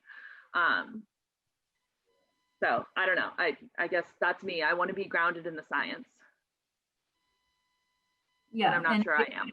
No, I just think one thing we've learned from you know, dealing with this since March is that we have to adjust, you know, and what Brian put in his memo, like things are changing, you know, we're learning stuff all the time, and we have to be ready to adjust and make it work for our students and our teachers. So, you know, Paul Goldner's point of no metric,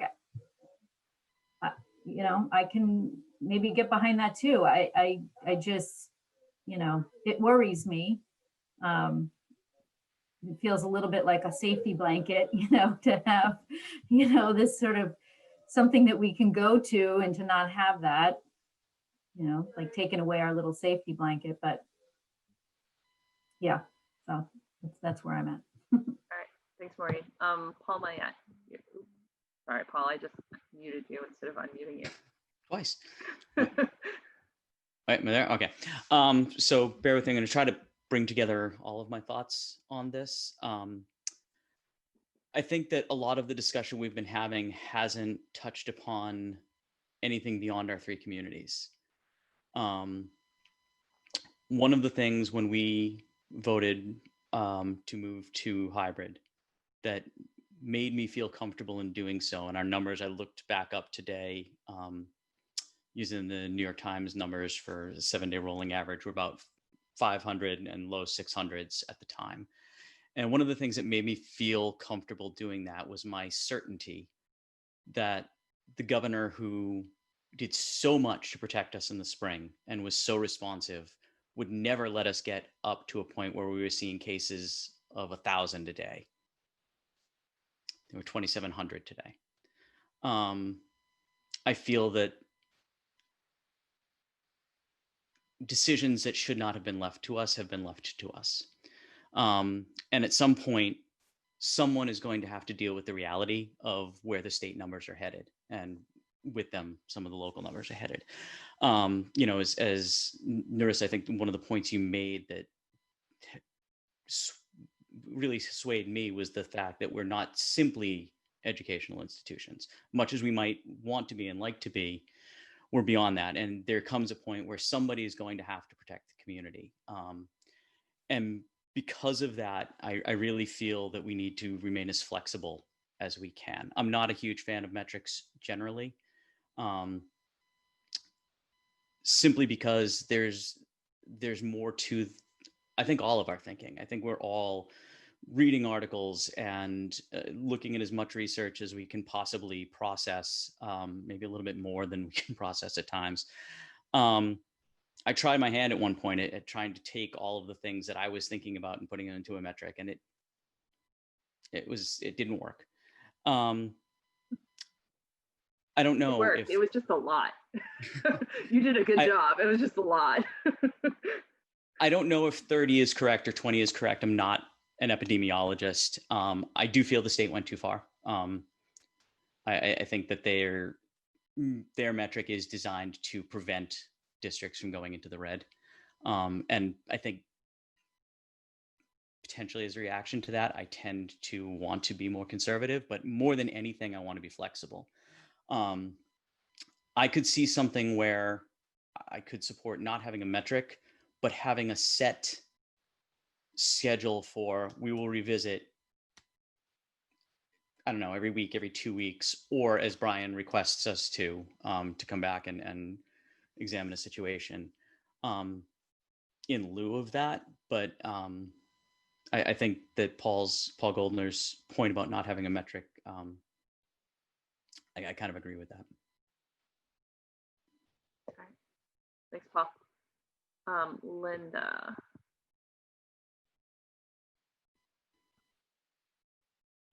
I agree that, you know, we all want to have some type of a metric because it gives us some type of security that if we hit that metric, that it would trigger something. But I think I'm in agreement that I think it has to be a week by week that we see what the cases are. And I think the cases have to be more towards the school. I mean, the community, again, I know it's important, but it's more important how many cases we have within our schools, because that's when parents will pull their children, teachers will decide not to come back. So I think we have to be more secure within our schools. So I think not having a metric, I think, is good, but being more cautious to be sure that we're going to trigger something if there's more cases within the school. Okay. Thank you. Caitlin? Thank you. I'm going to go back to something Paul Goldner said way back, hours and hours ago, but it stuck with me, and it's kind of sticking in there, and Paul Mayette touched on it, and Linda touched on it as well. We need to be, I'm a numbers person, and to make the mental shift, we need to be more in context. So what I'm looking for, I want to see the circumstances that create the numbers rather than just the numbers to create the metric. So I'm good with not having a metric, but a path to discussions So consistency is big for me, a path to discussion where we talk about what our communities look like, and those numbers can be part of it, but it's what's happening within Triton, what's happening within the community, and not just the numbers, but the holidays coming up or a hockey tournament, because all of those things, and it just goes back to Paul Goldner's point from hours ago, those are the things that we need to be discussing more fully, because those are the things that will have a positive or negative impact on our students and our teachers and everyone else. So I'm for kind of, I hate to say it, for getting rid of a metric with the numbers, but finding a path to better discussions. Can you tell me if you have an idea what that better path looks like? I don't want to walk away from this conversation and not know what I need to do for homework. I think we're already on it, because we're using the metrics that we had to have conversations. So I think I'm gonna get in so much trouble, but I think meeting weekly, see how you were forcing me to say that, Narissa, I see what happened. My husband had actually pulled back the divorce request because. So I see what Narissa just did there. She didn't want to say this, so I'm going to say it. And I'm also going to agree with Paul Lees that Friday nights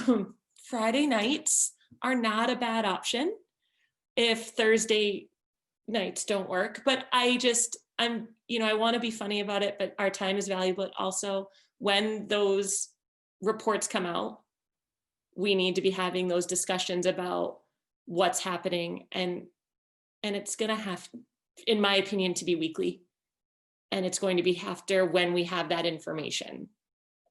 And then I think it's easier to get rid of metrics when that's already in place. And that's not a happy path, but it is a path to discussions and context. Can I just clarify, when Paul asked the question, Brian, can we meet on Friday? I didn't hear him say every Friday night. Just want to. Yeah, I agree, but there was a valid point to that, where it's when we have all the information from the week and we're, so there, it was a valid suggestion. But I know that weekly and Friday nights, and that's why Narissa made me say it. So I'm just going to run away now and let you all digest that. And I will say again, I don't think there's any reason why it couldn't be a Thursday night, because that data, I mean, at least, beforehand, and they've now pushed it out a day since kind of the original, but they were, if they were off by 45 minutes in most cases, unless they were doing this drastic shift that they suddenly did when they changed the color-coded map. So, Paul Goldner. If we're moving away from metrics, maybe the point doesn't matter as much, but if we're moving away from hard numbers. But I heard from two separate avenues that the numbers changed not from the science end of DPH, but from the political end.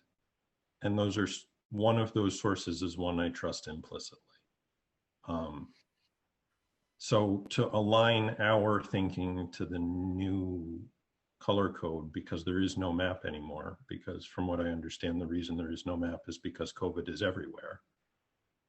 To align what we're doing to a color coding that was reached for political reasons rather than safety reasons is not one I can get behind. I do think the community spread numbers matter. We're at 2,700 cases a day. We're at the same caseload we were at the end of April. On the other hand, the hospital stays are cut in half. We'll see in a couple weeks whether the death rate has also come down or not. And so maybe we're treating things better, and that plays a role. And so back to the no metrics thing, are we treating it better? Are we contact tracing better? Are we quarantining better? Are we testing earlier? All of these things matter for what's happening in the schools. And I think the discussion is important on a weekly basis. And if we need to meet on a weekly basis in order to have those discussions, I'll make it happen. All right. Kaylee, where are you? There you are. I know that we're talking about meeting on Fridays. I know that the committee doesn't really want to have to meet more than possible, but would it make sense to have regular business meetings on Wednesdays as they're scheduled and have a brief meeting on Fridays just to address case numbers? So then we wouldn't be on meetings until midnight like we normally have been, or? I know, I'm sorry, Kaylee. I mean, yeah, so my thinking would be that, yeah, business meetings would have to stay separate. And there's only one a month, so generally, so it's not that big of a deal. It might become a deal in January when budget season comes. And I was gonna say, just to that end, to Caitlin's point about, I forget the exact words she used, but I think there needs to be a metric is easiest, but there needs to be a clear discussion guide that dictates how that discussion goes if we're going to meet Friday afternoons, evenings, whatever, so that it doesn't become a 4-hour meeting, right? There's a very clear, decide what is the data, what are the buckets that we're looking at, what are the data points that are causing us alarm, and so make some decisions rather than rehashing all the details. I just think that would need to be, to Kaylee's point, a focused discussion on a weekly basis. Yeah, and I can say right now I am gathering new cases by town on a weekly basis and then rolling those up. We're gathering staff and student new cases by week, and those are all in the report that's out on the Stay Connected site. And then I personally have been gathering, just from my own information, the number of new cases by week for almost all of the surrounding districts around us. And then I use that to calculate their rate and also calculate their 2-week numbers. So I look at them, for instance, Pentucket as the same way that we've been looking at Triton, as a totality rather than as, actually I look at it both ways. It's both individual towns and a totality. So, collecting data is not an issue. I can say that right now, I can take the data that we get from the state report when it comes out and have the new Triton report up in most cases 15 minutes. It will take longer the more data that needs to be collected and put into that report. Or maybe there's 2 separate reports. I don't know what people want if we go in that direction. Caitlin. I think the data collection is there. I mean, Nurse, you send it out impressively quick. It's amazing. And I think from the discussion tonight, the big thing is putting that in context with how it affects our teachers. So, I mean, when you talk about a focused path or a discussion, it's not so much metrics, but can we stay open? Yes or no? And I know that's not quantifiable with a number, but you can get a sense, like all of these rises, there's more in Triton, this is kind of where it's trending. I'm starting to get the sense that we're going to have to lose some teachers for a couple weeks or a month, or maybe more teachers are going to try to take leave. That I think is part of the context of those numbers that directly impact whether or not we can be open.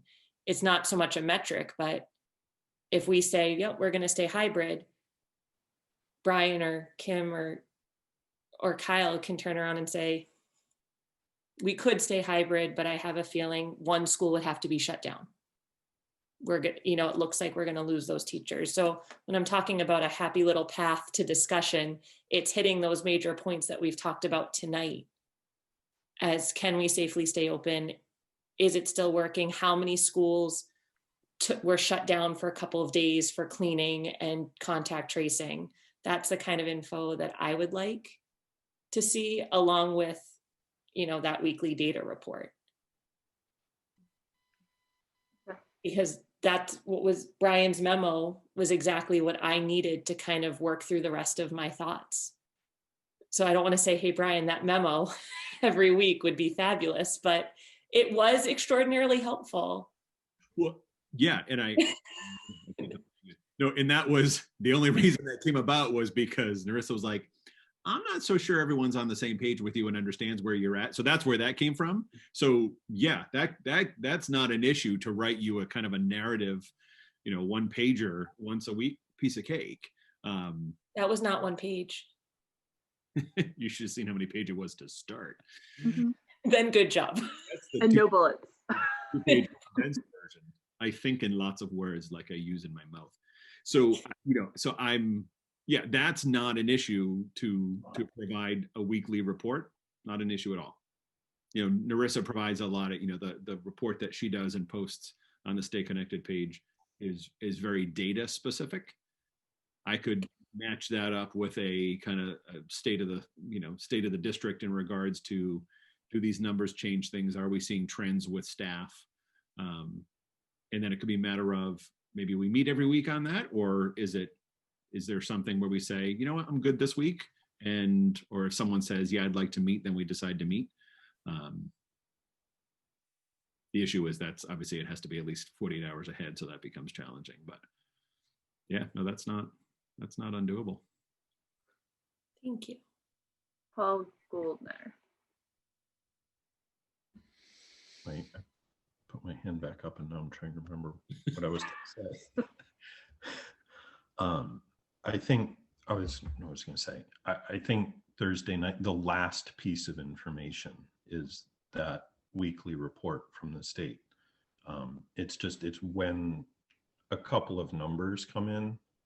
So meeting, I don't remember when they're saying they put it out now, but meeting a half hour after that, it's putting a number into context that we've all been building since the last time we talked about it. Because we can see the daily numbers for the state and the county and all of that if we want to look at those, and we can read what's happening in the news and get the emails about whether there were cases in the schools or not, and all of those other things are already kind of clicking into place. So I'm good to meet Thursday night, half hour after that report comes out, or whatever, if that's what we want to do. I can also meet Friday evening if we need to. The reason I keep coming back to Thursday is I think it makes sense to give ourselves as much lead time as possible to react, and give Brian as much lead time as possible to react, and that's Thursday night, right? Because it's very likely that any change is going to happen on Monday. It's going to be you get that one day, wrap things up, and then Monday things are changing. That's just my kind of take on that Thursday night rather than a Friday night. Erin. So I think that something else that we should be considering, or at least being able to get the information on, and I know that I had emailed you a little bit about this earlier in the week, Brian, was that the close contact piece of it and the outcomes on whether it was a school case or a community case. Like, I think we should have some sort of understanding of close contacts that came out of a school case, as well as if we're aware of any close contacts that came out of a community case, because that still is affecting our population, and we should have some sort of understanding of the impact that that's having on the students and the staff, and the shifts that have to go on, and the changes that are taking place. I think those numbers would be helpful also to think of when we're sitting down to have these conversations. Yeah, a good question that you asked, and as I had shared, so certainly community cases, I'll never know number of close contacts, right? Obviously, in the community, what I will be able to hear from them, which hasn't happened yet, is when there's a case that implicates a Triton family in some way. I don't even believe they'll be able to tell me which one. We'll see. I'm hoping we can get some information. Within the district, certainly, right, the case, it was one faculty, one student last week, or one staff, one student last week, that that is information that if there were no contacts, close contacts in either of those situations, I would be able to tell you numbers of close contacts. Obviously, I couldn't tell you details, but in numbers, absolutely. In What number, about, sorry, Brian, I didn't mean to cut you off. Where are we not getting any information that, or has there never been a case where there's a student in school that had to quarantine because they were considered a close contact from a community contact? oh yeah, no, that's Yeah. faculty, staff, and students have quarantined for sure. And I actually had asked principals and they gave me numbers and I forgot to write them down, so I'll be able to give you those tonight. But at this moment in time, there's a handful probably in each school that are in some way a close contact of some kind. Okay. I think having those numbers handy when we have these discussions is also helpful. Yep. Thanks. Sure. Paul Goldner. One of those other pieces of information that I don't know if we can get or not. A couple weeks ago, I was reading that 50% of cases in Massachusetts, we can't identify a source. I do think we can't get the names, but knowing if we can know whether or not a source has been identified for the community cases, I think that would be helpful. I don't know if that's information we can get or not, but I don't believe I can check. Yeah. That's it, Paul. So I want to throw two things out there that have been a concern of mine, because I feel like we keep going back to just these health numbers. When is the situation where a school would have to close or a shift would have to happen? And I think there are two other big things that I have concerns about. And one of them is potentially waiting so long that the high risk students have to go out in addition to a general population shift. Personally, I believe that we need to protect those high risk students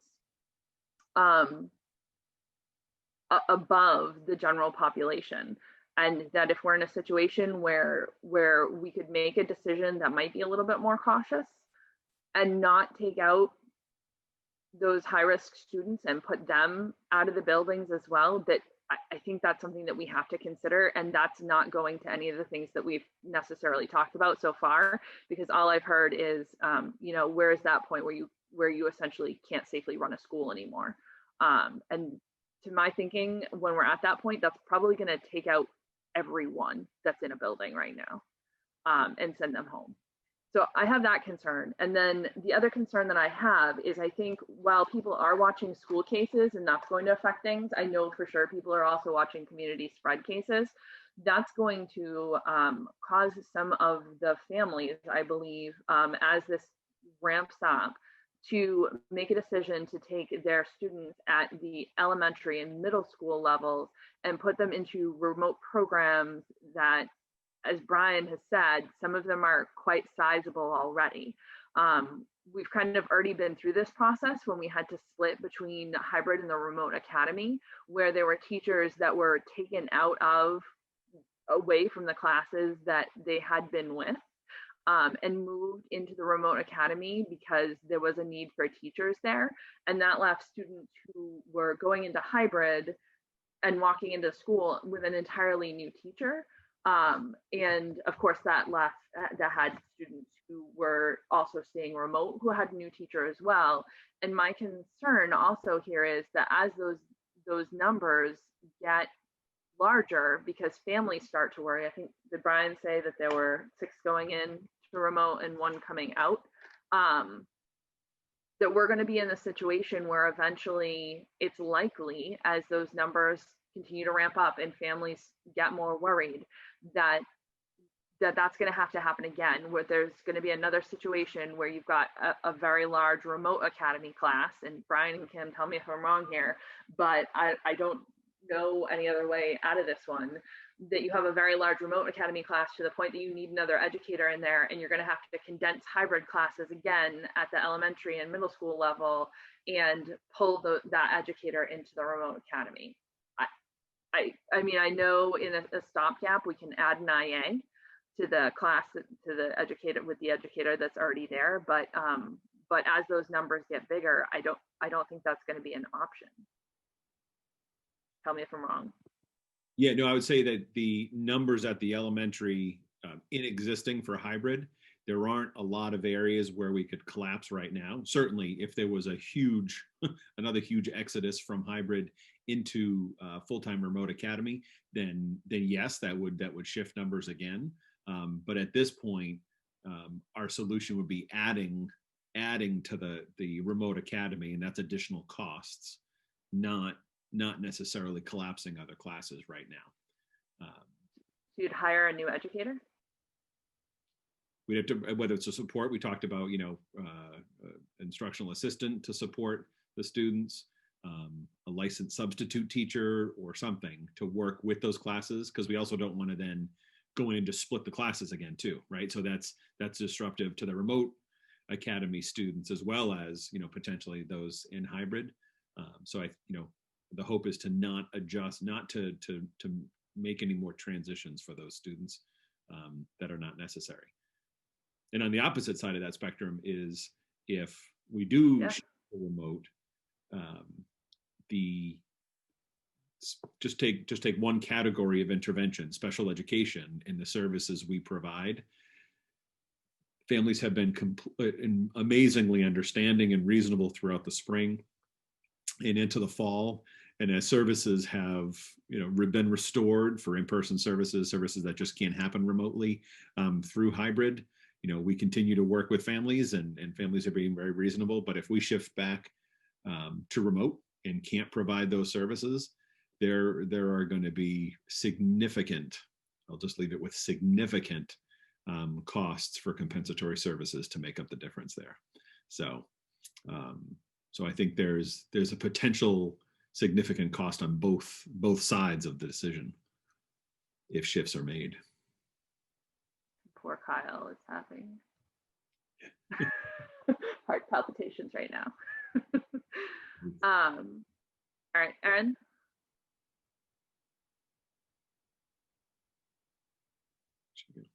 So if we stay ahead of it, and we're making a conscious decision to make sure that we're not getting ourselves into a position where we have to go into executive only, wouldn't that still allow those high needs and people that need the services to come into the building on their days? So if they're a student that needs twice a week, that sort of thing, they would come in for those 2 days and then do the rest of their week remotely. Excuse me.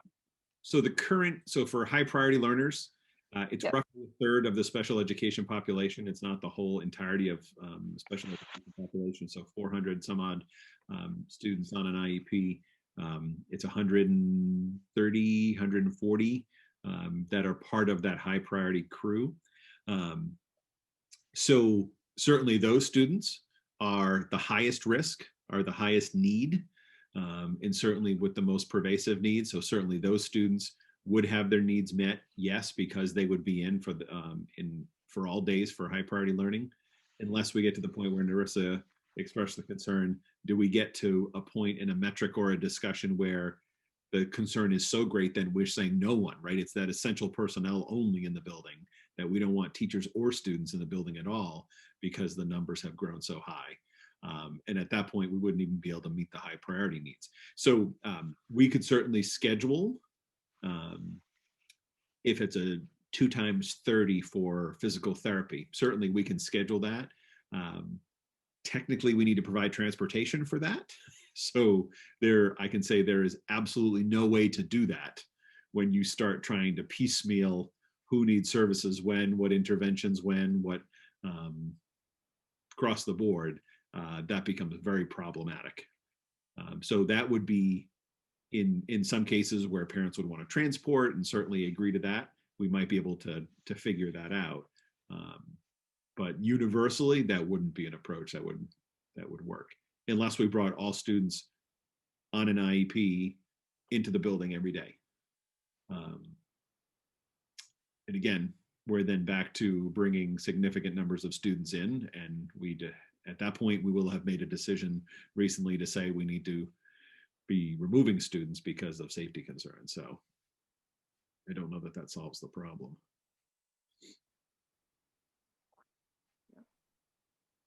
Just one last point. I want to come back to Paul Goldner's point that I think Thanksgiving is going to cause us a huge issue.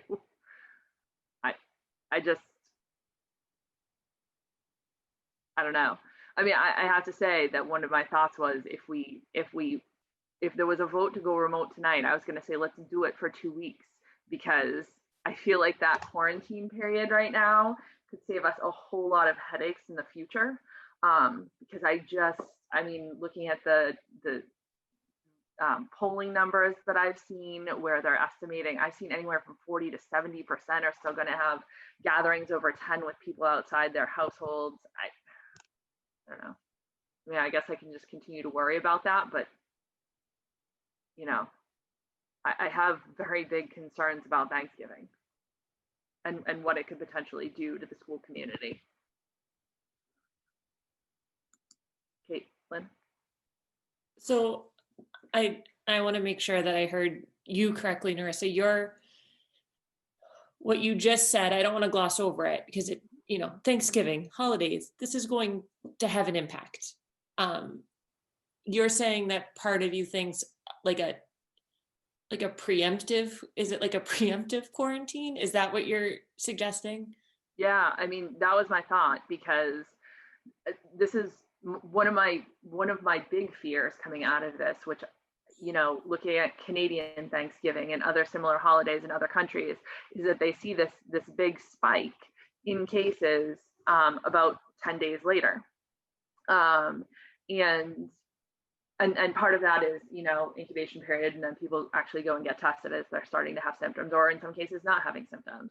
But I was saying to Brian, and I had this conversation earlier today, I believe we were lucky that we had 2 cases that didn't have close contacts, because I just read about Billerica, who had 2 cases on almost the exact same schedule we did, and theirs had 38 close contacts in the district between those 2 cases.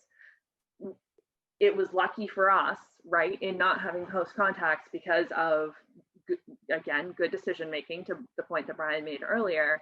But my worry is what happens if the close contacts take us down. This is not in-school transmission. This is not necessarily, anything bad happening in the schools themselves. It's just simply cases that are resulting from Thanksgiving that are causing large numbers of close contacts. Because then that takes us out 2 weeks beyond even that 10-day period. I guess my only concern, because I like it in theory, like I heard you say it and immediately I was like, not a bad plan. But then I worry, I worry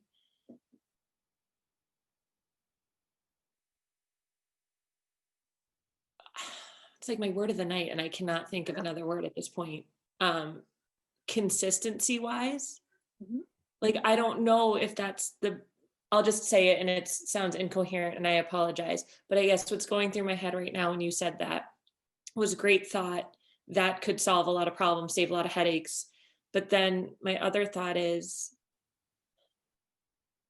I think we have a bigger chance of remote being forced fully remote coming down the pike. And I just worry about, if we do it now, will we actually get back in the building?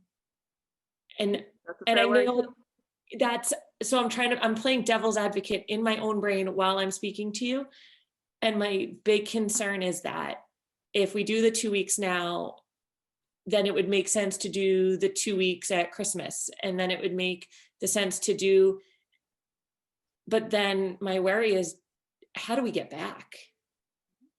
And because then you run into, well, we're remote for 2 weeks, so families are finding other ways for childcare and they're getting creative and their kids aren't going anyway, so they might as well just use the neighbor and this other resource. And then we have community spread happening even though we tried to avoid it. And I just don't know which one's worse because I can't see into the future. Oh yeah. And I would just say if that were to work, so Thanksgiving, 2 weeks, come back in, there's a week and a half before the holiday break. So then it would be 2 weeks remote, a week and a half hybrid, holiday break, 2 weeks remote. And so at that point, then we're not coming back till the third week in January. I'm not against it. It's cautious. Families can plan for it. That's like one side of my brain. And then the other side of my brain is this big, what if we can't come back for that week and a half? What if we can't get back? And then that in-person learning that some families are really thriving on is lost on a what if. Yeah. And I don't know. That's both sides of my brain at once. Yeah. So I apologize. I don't think that I don't think there's a chance we come back for that week and a half. My personal opinion. That choice is made to go those 2 weeks. I think we end up the metrics, whatever metrics then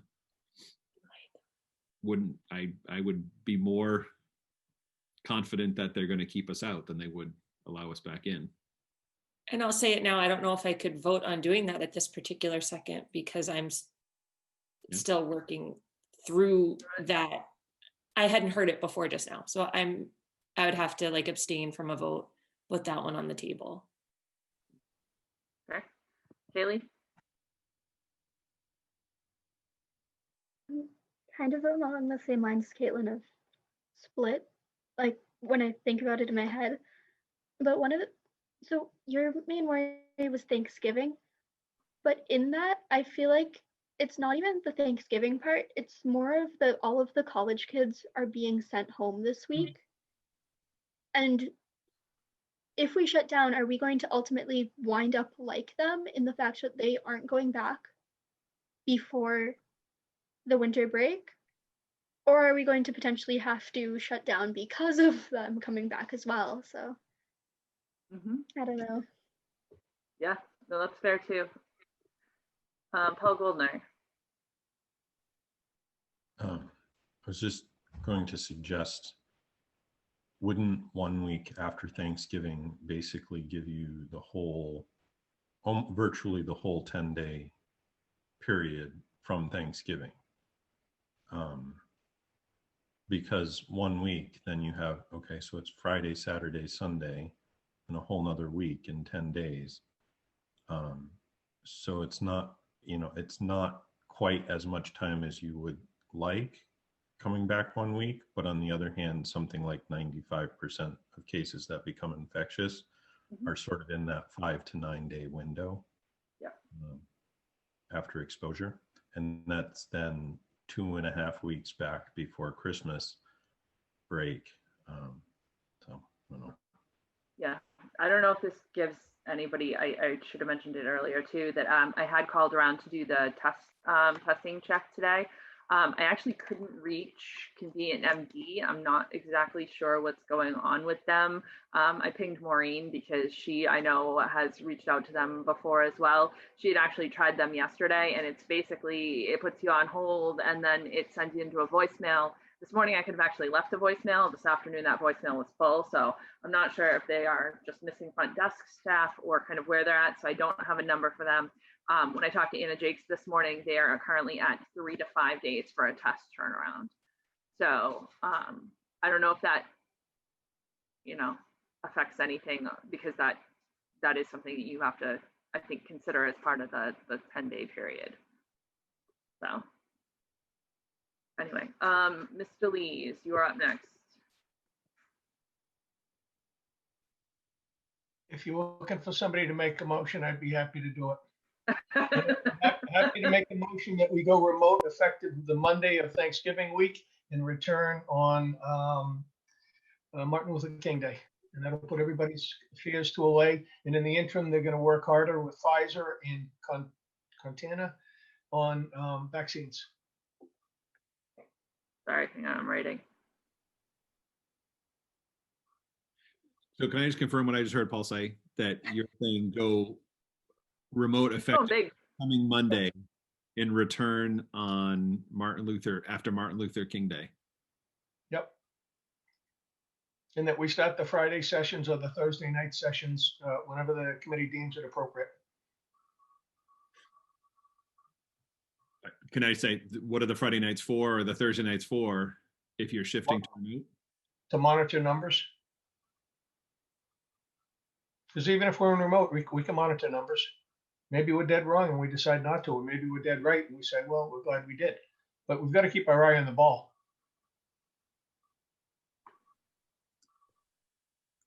So Paul put a motion on the table.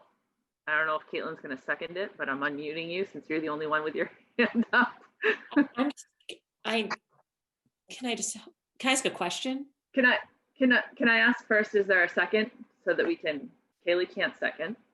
I just have a question. I'm not seeing a second. So, all right, go ahead, because I'm going to need a new motion anyway. I just have a question. Yes. So we're not talking about shutting down. I want to make sure I'm clear and not messing this up for the next motion. And I promise to second the next motion. I just need clarity. What we're saying is not what you just said, Narissa. It's like 2 weeks at Thanksgiving. Paul's motion was like Monday to, Martin Luther January King something. Day through January. So we're no longer discussing like the 2 week or 10-day thing that we just discussed. It went to like this coming Monday to Martin Luther King Day. Yes. Yes. Is that okay? Are you seconding it?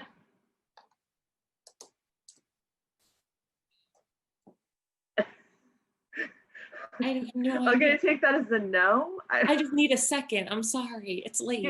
Can you re-say it, Mr. Lees? And then if we vote on it, we vote. I would make a motion that we go into remote mode because of the state of the numbers in the Commonwealth and because Boston and New York have gone remote.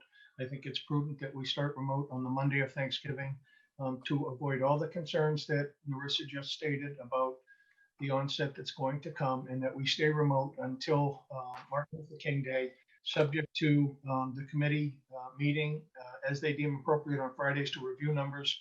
And if they want to change the position of how we're teaching kids, then we just have a committee vote. That's all. And I'm just saying this because we seem to be floundering. We seem to be going around and around in circles at 10:42. So we need to finalize what our thoughts are. And if this doesn't fly, then somebody else put something up. We were getting there, I think. I'll second it. You second it? All right, any discussion? Paul Goldner? On the one hand, I think it's extremely likely that community numbers are going to continue to rise through early January. Like, I think that's just extremely likely. Maybe numbers will get bad enough after Thanksgiving that people get smart for winter holidays, but I don't.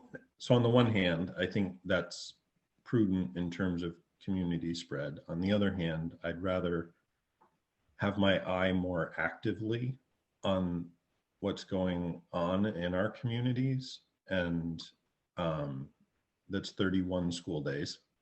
I think I just counted off, and that's a long time when, I think there definitely are a lot of families benefiting from being in the hybrid model, but also what will people do if we're remote for 6 school weeks? Where will they pick up that childcare, and will we just be solving one problem and creating another in the middle of the winter? I think a short time frame, it absolutely makes sense.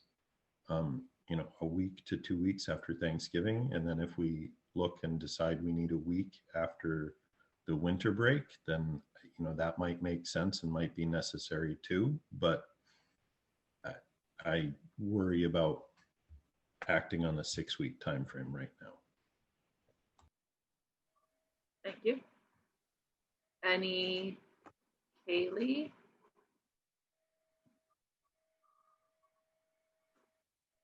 From a student standpoint, we've had 3 weeks of hybrid, which everyone was pushing for so greatly. And I feel like if we don't go back for 6 weeks, all of the progress that we've made hybrid wise is going to go down the drain. Also, we're doing relatively okay now, so I would almost wish to put forth the idea of having that half day Wednesday be before Thanksgiving break, be when we shut down, just because then it gives us those few extra days to wrap everything up with our teachers. I'm not sure how that would work in or fly, but We'll take this vote, and we can always come back again if that's the direction that the committee is leading, but that's a good point. Paul Mayette. I agree with Paul Goldner that I would be more amenable to looking at a shorter time frame to allow for that flexibility. I'd also consider that starting Monday, many teachers will have already made their plans for next week. And so you're forcing a little bit of extra work on them at that point and going into that week. That's an awfully short turnaround for that. Thanks, Paul. Maureen? Sorry, you're not taking a vote yet. We're just making comments. It's discussion, so I would say if your comments relevant to Paul's motion, great. If not, we'll vote his, and then we can, some of the comments that I'm hearing are what people would like to see as another motion. They can just make that motion when we get there. Yeah, I can't support taking a shift to remote in 31 days. I mean, as Brian has said, the meeting with the principals, like they're just now getting into a rhythm in hybrid. And, I have a high school student, and I made a comment earlier about, it's been 3 weeks, and my student said, I've actually only ever been in the school 6 days. That's it. That's all she's been in the whole year. So I can't imagine taking the step to take away 6 weeks. I just can't support it, so.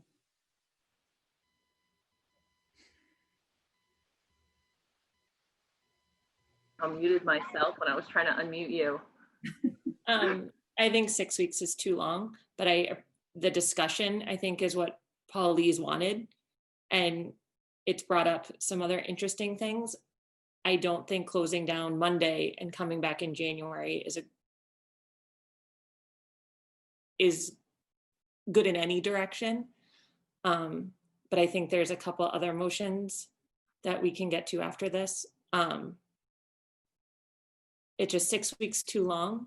And then what do you do in January if something comes up, or the flu, or any one of those things that come every winter? So I think pushing until January is a huge concern. Okay, so let's go for a vote. So I'm trying to unmute people as I go here. Who else am I missing? Kyle. Somebody I'm missing. Figure it out when we get there. I can unmute him. Right.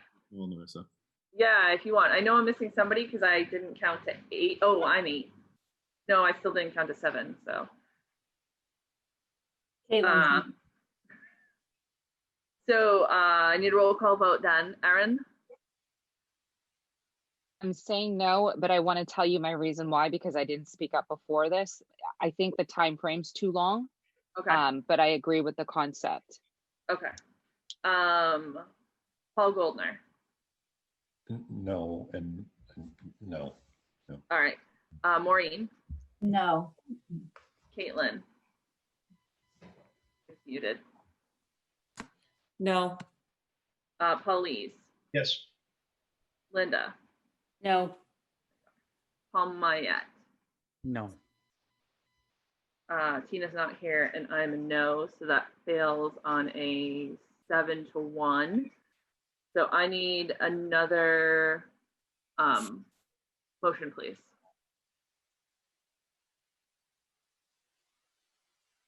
Can be a stay in hybrid until further decision is made. It could Can I be make a motion to stay in hybrid until a further decision is made? You may. I'll second it. Do you have a second? I'll second it. Was that Linda? Okay. Yes. All right, and I need a roll call vote again. Sorry, any discussion? Getting late. Sorry. So Yes. apparently Question. we're not gonna discuss the metrics. We just kind of shelf those or decide. I'm going to come back to the metrics afterwards because they're kind of intertwined. Was that Paul a question? Goldner. My internet dropped out the sound. What's the motion? Sorry, the motion is to stay in hybrid until further. Well, Sandy will have it in the minutes, but Further until, decision is made. until another decision is made. Good.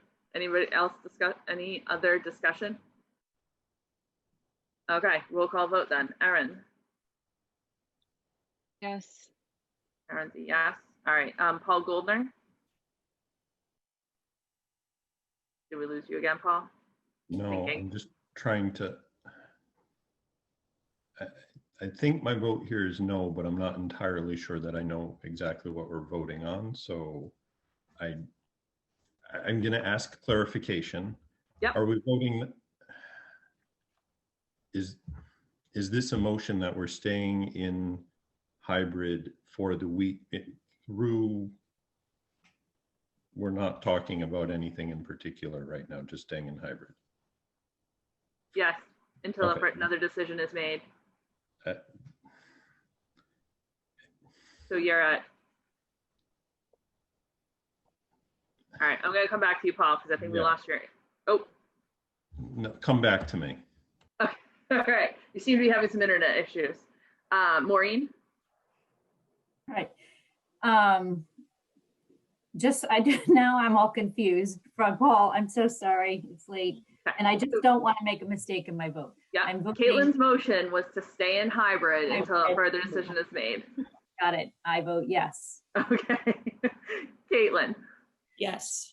All right. Paulise? No. Paulise is a no. Linda? Yes. Is a yes. Paul Mayette? Oh, he's muted. Sorry, Not just me, but also. didn't mean to leave you hanging there.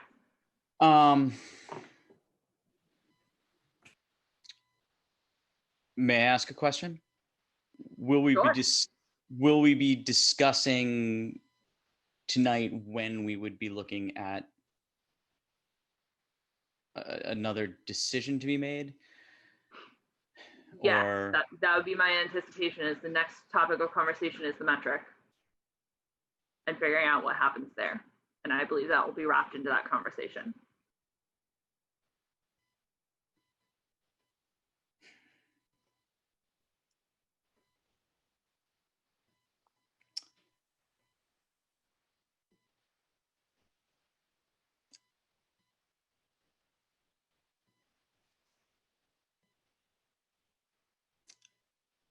I will vote yes, only because I think that conversation has to happen first. I'm not, I lean towards safety, but I think that conversation has to happen.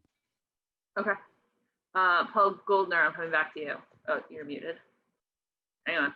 There we go. I'm in the habit now of muting every time I finish speaking. I think my vote is no, because I think we should be remote the week after Thanksgiving. And I think, so I think that's my vote is no. Okay. And that covers everybody with Tina not here. Well, actually, so I'm left as well. I am going to be a no on this one as well. I really feel like those weeks after Thanksgiving would head off issues down the road. So that gives us 1, 2, 3, 4, 5 to 3. So the motion passes. So that brings us up to the next question, which is what to do with the metric? Ugly redheaded step. Hold on, can I explain that motion?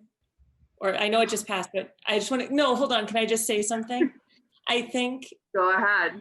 No, I think because I see where, and that's where I was stuck as well, the safety.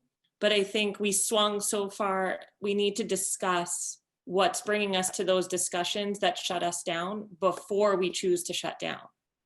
So I think staying open and just to be transparent, staying in the model we're in now until we can decide what would move us remote firmly is why I worded it in that way, to stay hybrid until a further decision is made.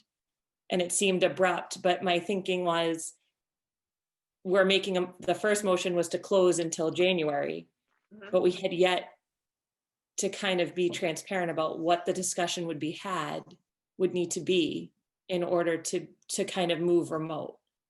And I just wanted, my theory is we need to stay where we are until we can be fully transparent about the reason why we would make such a shift. So that's the only reason I worded it that way. But I didn't explain it before, I just kind of said it. So now That's okay. That's fair. I apologize. Okay. So, all right, I'm trying to think through where we're at right now. So I want to come back to the idea of the metric and what we want to do with that. So I heard a lot of, I think the majority of what I heard was moving away from having a solid metric and more having a dashboard that you want to view every week and make a decision. Is that accurate?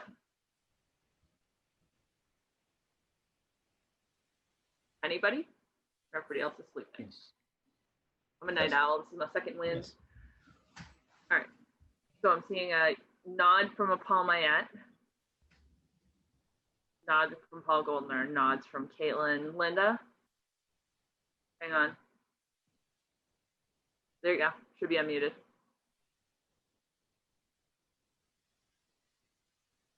Can you repeat what you just said? Yes. So what I said is I hear you moving away from a metric and more toward a dashboard that's looked at weekly. Yes. Is that accurate? That's what You literally want a list of data, specific data points to look at on a weekly basis and make a decision from there. I think that would be beneficial and helpful, that we're looking at a metric of the schools. I mean, I think that schools is the most important thing that we have to look at. That is what's going to drive the teachers. All right. So my suggestion would be, so we're in a little bit of a bind here because we cannot post for this week. So the earliest we could potentially meet is Monday if we post tomorrow. There could be no Thursday or Friday this week. So, I mean, we can, I don't know if people are free on Monday. We can set up a meeting on Monday. I can come up with, work with the superintendent to come up with a draft dashboard, possibly even incorporating Paul Mayette had already started kind of a dashboard look, and see where we need to shift from there, if you want to do that. I feel like this is going to need some additional thought, is where I'm at. Paul Mayette.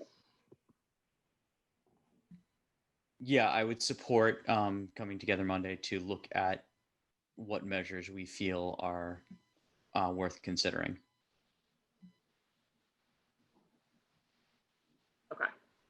Can I ask a question? Yep, go ahead, Maureen. I'm just curious to know Brian's thoughts on the moving away from a metric to a dashboard idea. Doesn't like lying. And you're muted, Brian. The host would like to. So I I believe I said to Narissa today, and she wasn't kidding when it's 3.5 hours, that I'm still not sold on the concept of a metric, right? I don't like not having a metric, because it seems like, and I feel like I've heard Caitlin kind of speak to this and Paul Goldner speak to this. It feels like we need to have a metric to have that benchmark. So I think there needs to be, similar to what Caitlin was suggesting about how I would make those case by case, school by school basis on a very short term basis, in laying out that process. I like the concept of a dashboard that drives discussion more than a firm metric. From the very beginning, I've always said that the metric should require a discussion, not an automatic action. So as a concept, whether, I don't know how we're going to get this into a dashboard and not a dash document, a dash book. So I worry about it becoming data overload, and a dashboard that means that we're talking for 4 hours every week around in circles. So a metric at least quantifies and guides a discussion, but I'm not opposed to the concept of having no metric and instead looking at data. I just think there needs to be a way for us to really guide that discussion, so we're not talking in circles every week. Okay. I mean, to my thinking, this is going to be literally, here's your dashboard. Let me know if there are any questions. Tell me your thoughts real quick, and we're going to have a vote. I don't think it needs to go, we're going to be looking at the same data over and over again. It's not like it needs to go round and round, to my thinking.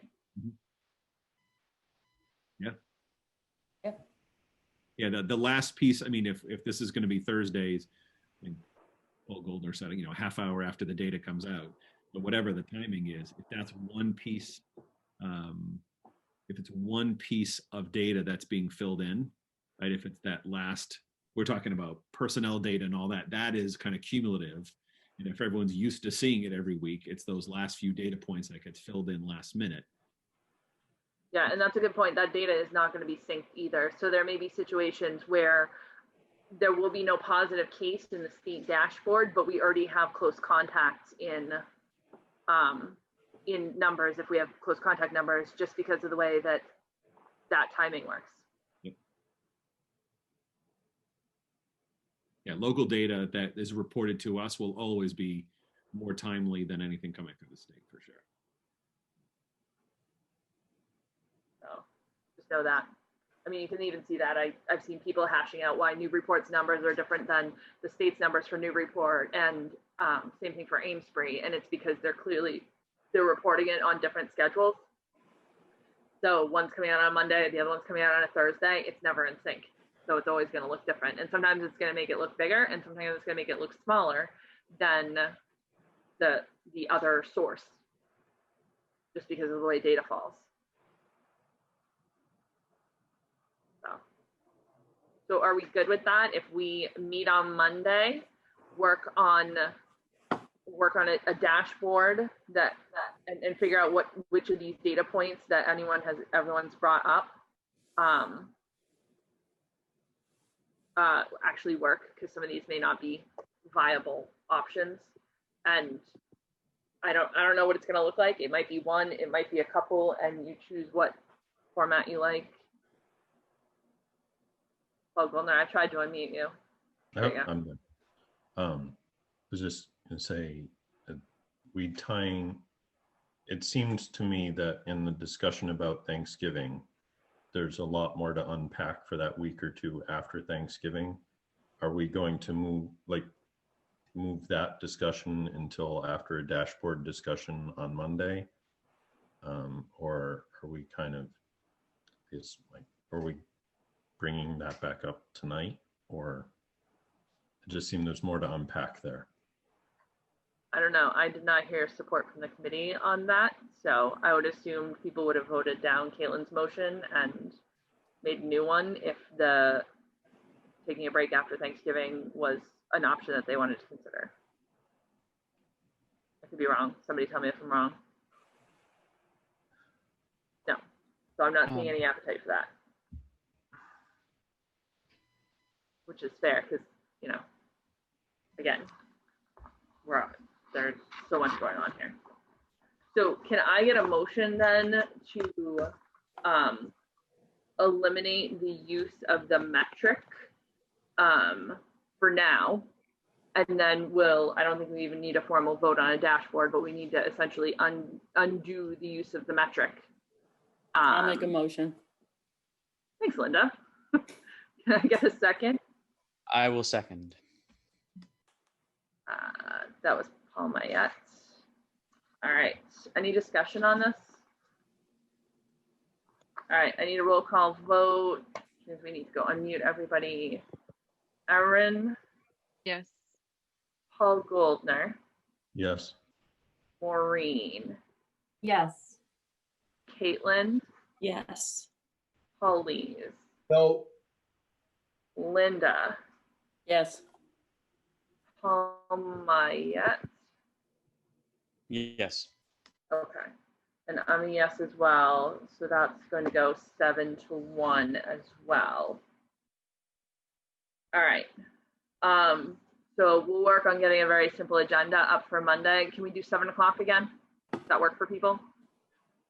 Monday at 7? Yes? All right. Last item on the agenda, I think, unless anybody has any further concerns on that, is the fuel efficient vehicles policy. So I'm going to let Brian take this one. Seems so untimely. So this is very briefly, the draft policy that you have there is for a first reading. This is actually coming from the town of Rowley, who is applying to be a green community, I believe is the title.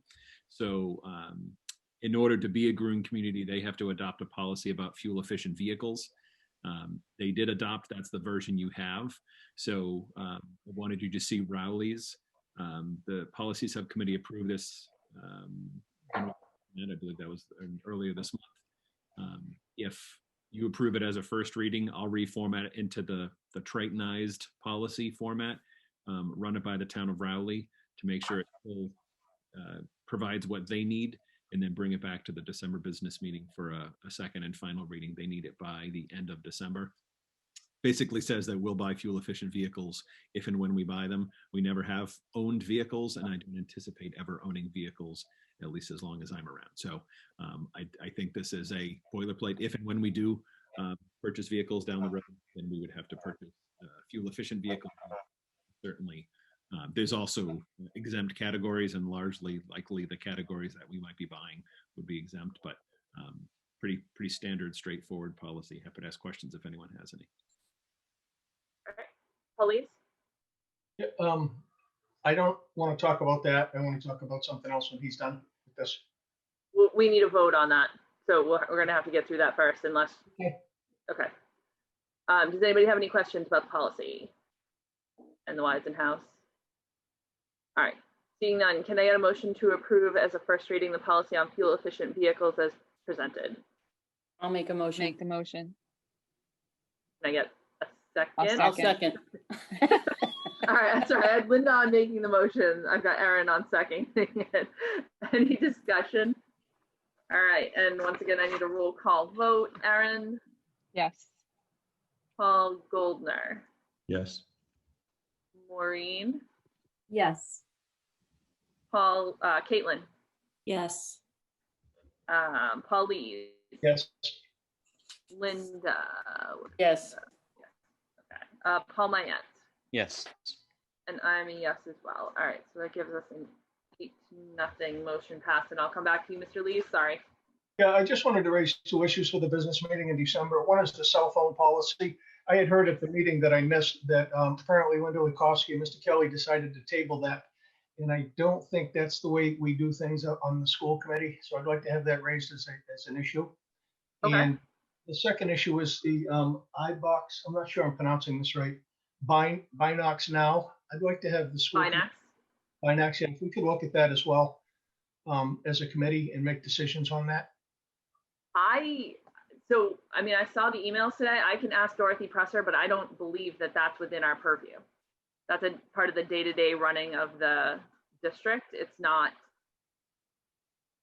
I don't see how we can tie that back to one of our responsibilities. I think it's a policy decision. I will ask Dorothy. Thank you. Mhm.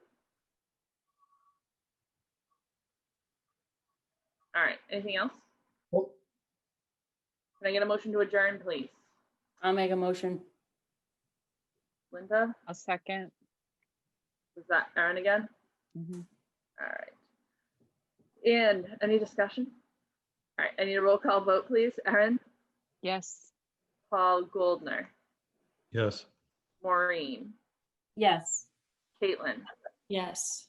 Paul Lees, Yes. Linda, Yes. Paul Mayette. Yes. I'm a yes as well. And I have to say thank you again for another night of long, late, and hard work to all the committee members and all the administrators. I know these are knockdown, drag out sessions, but I am very proud of the committee for doing this work because I know a lot of the committees are just walking away basically at this point. So I'm glad we're all still here. And I'm glad Brian is mostly sane, although there may be a divorce in his future over Friday night meetings as well. To be determined. We'll, we'll figure out a meeting time on figure that out as far as whether it's gonna be Thursdays or Fridays or what we can do, I think, on at that Monday meeting.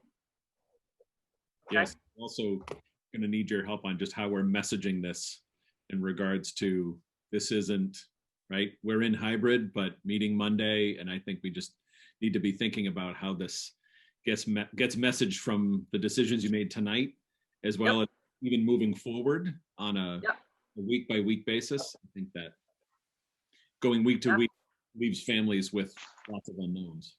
Sure does. So. All right, and thank you, Kaylee. I know these are really late nights for you and that you have school tomorrow, and I appreciate you taking the time and energy to be here as the student voice. All right, thank you all. Good night. Take care, everyone.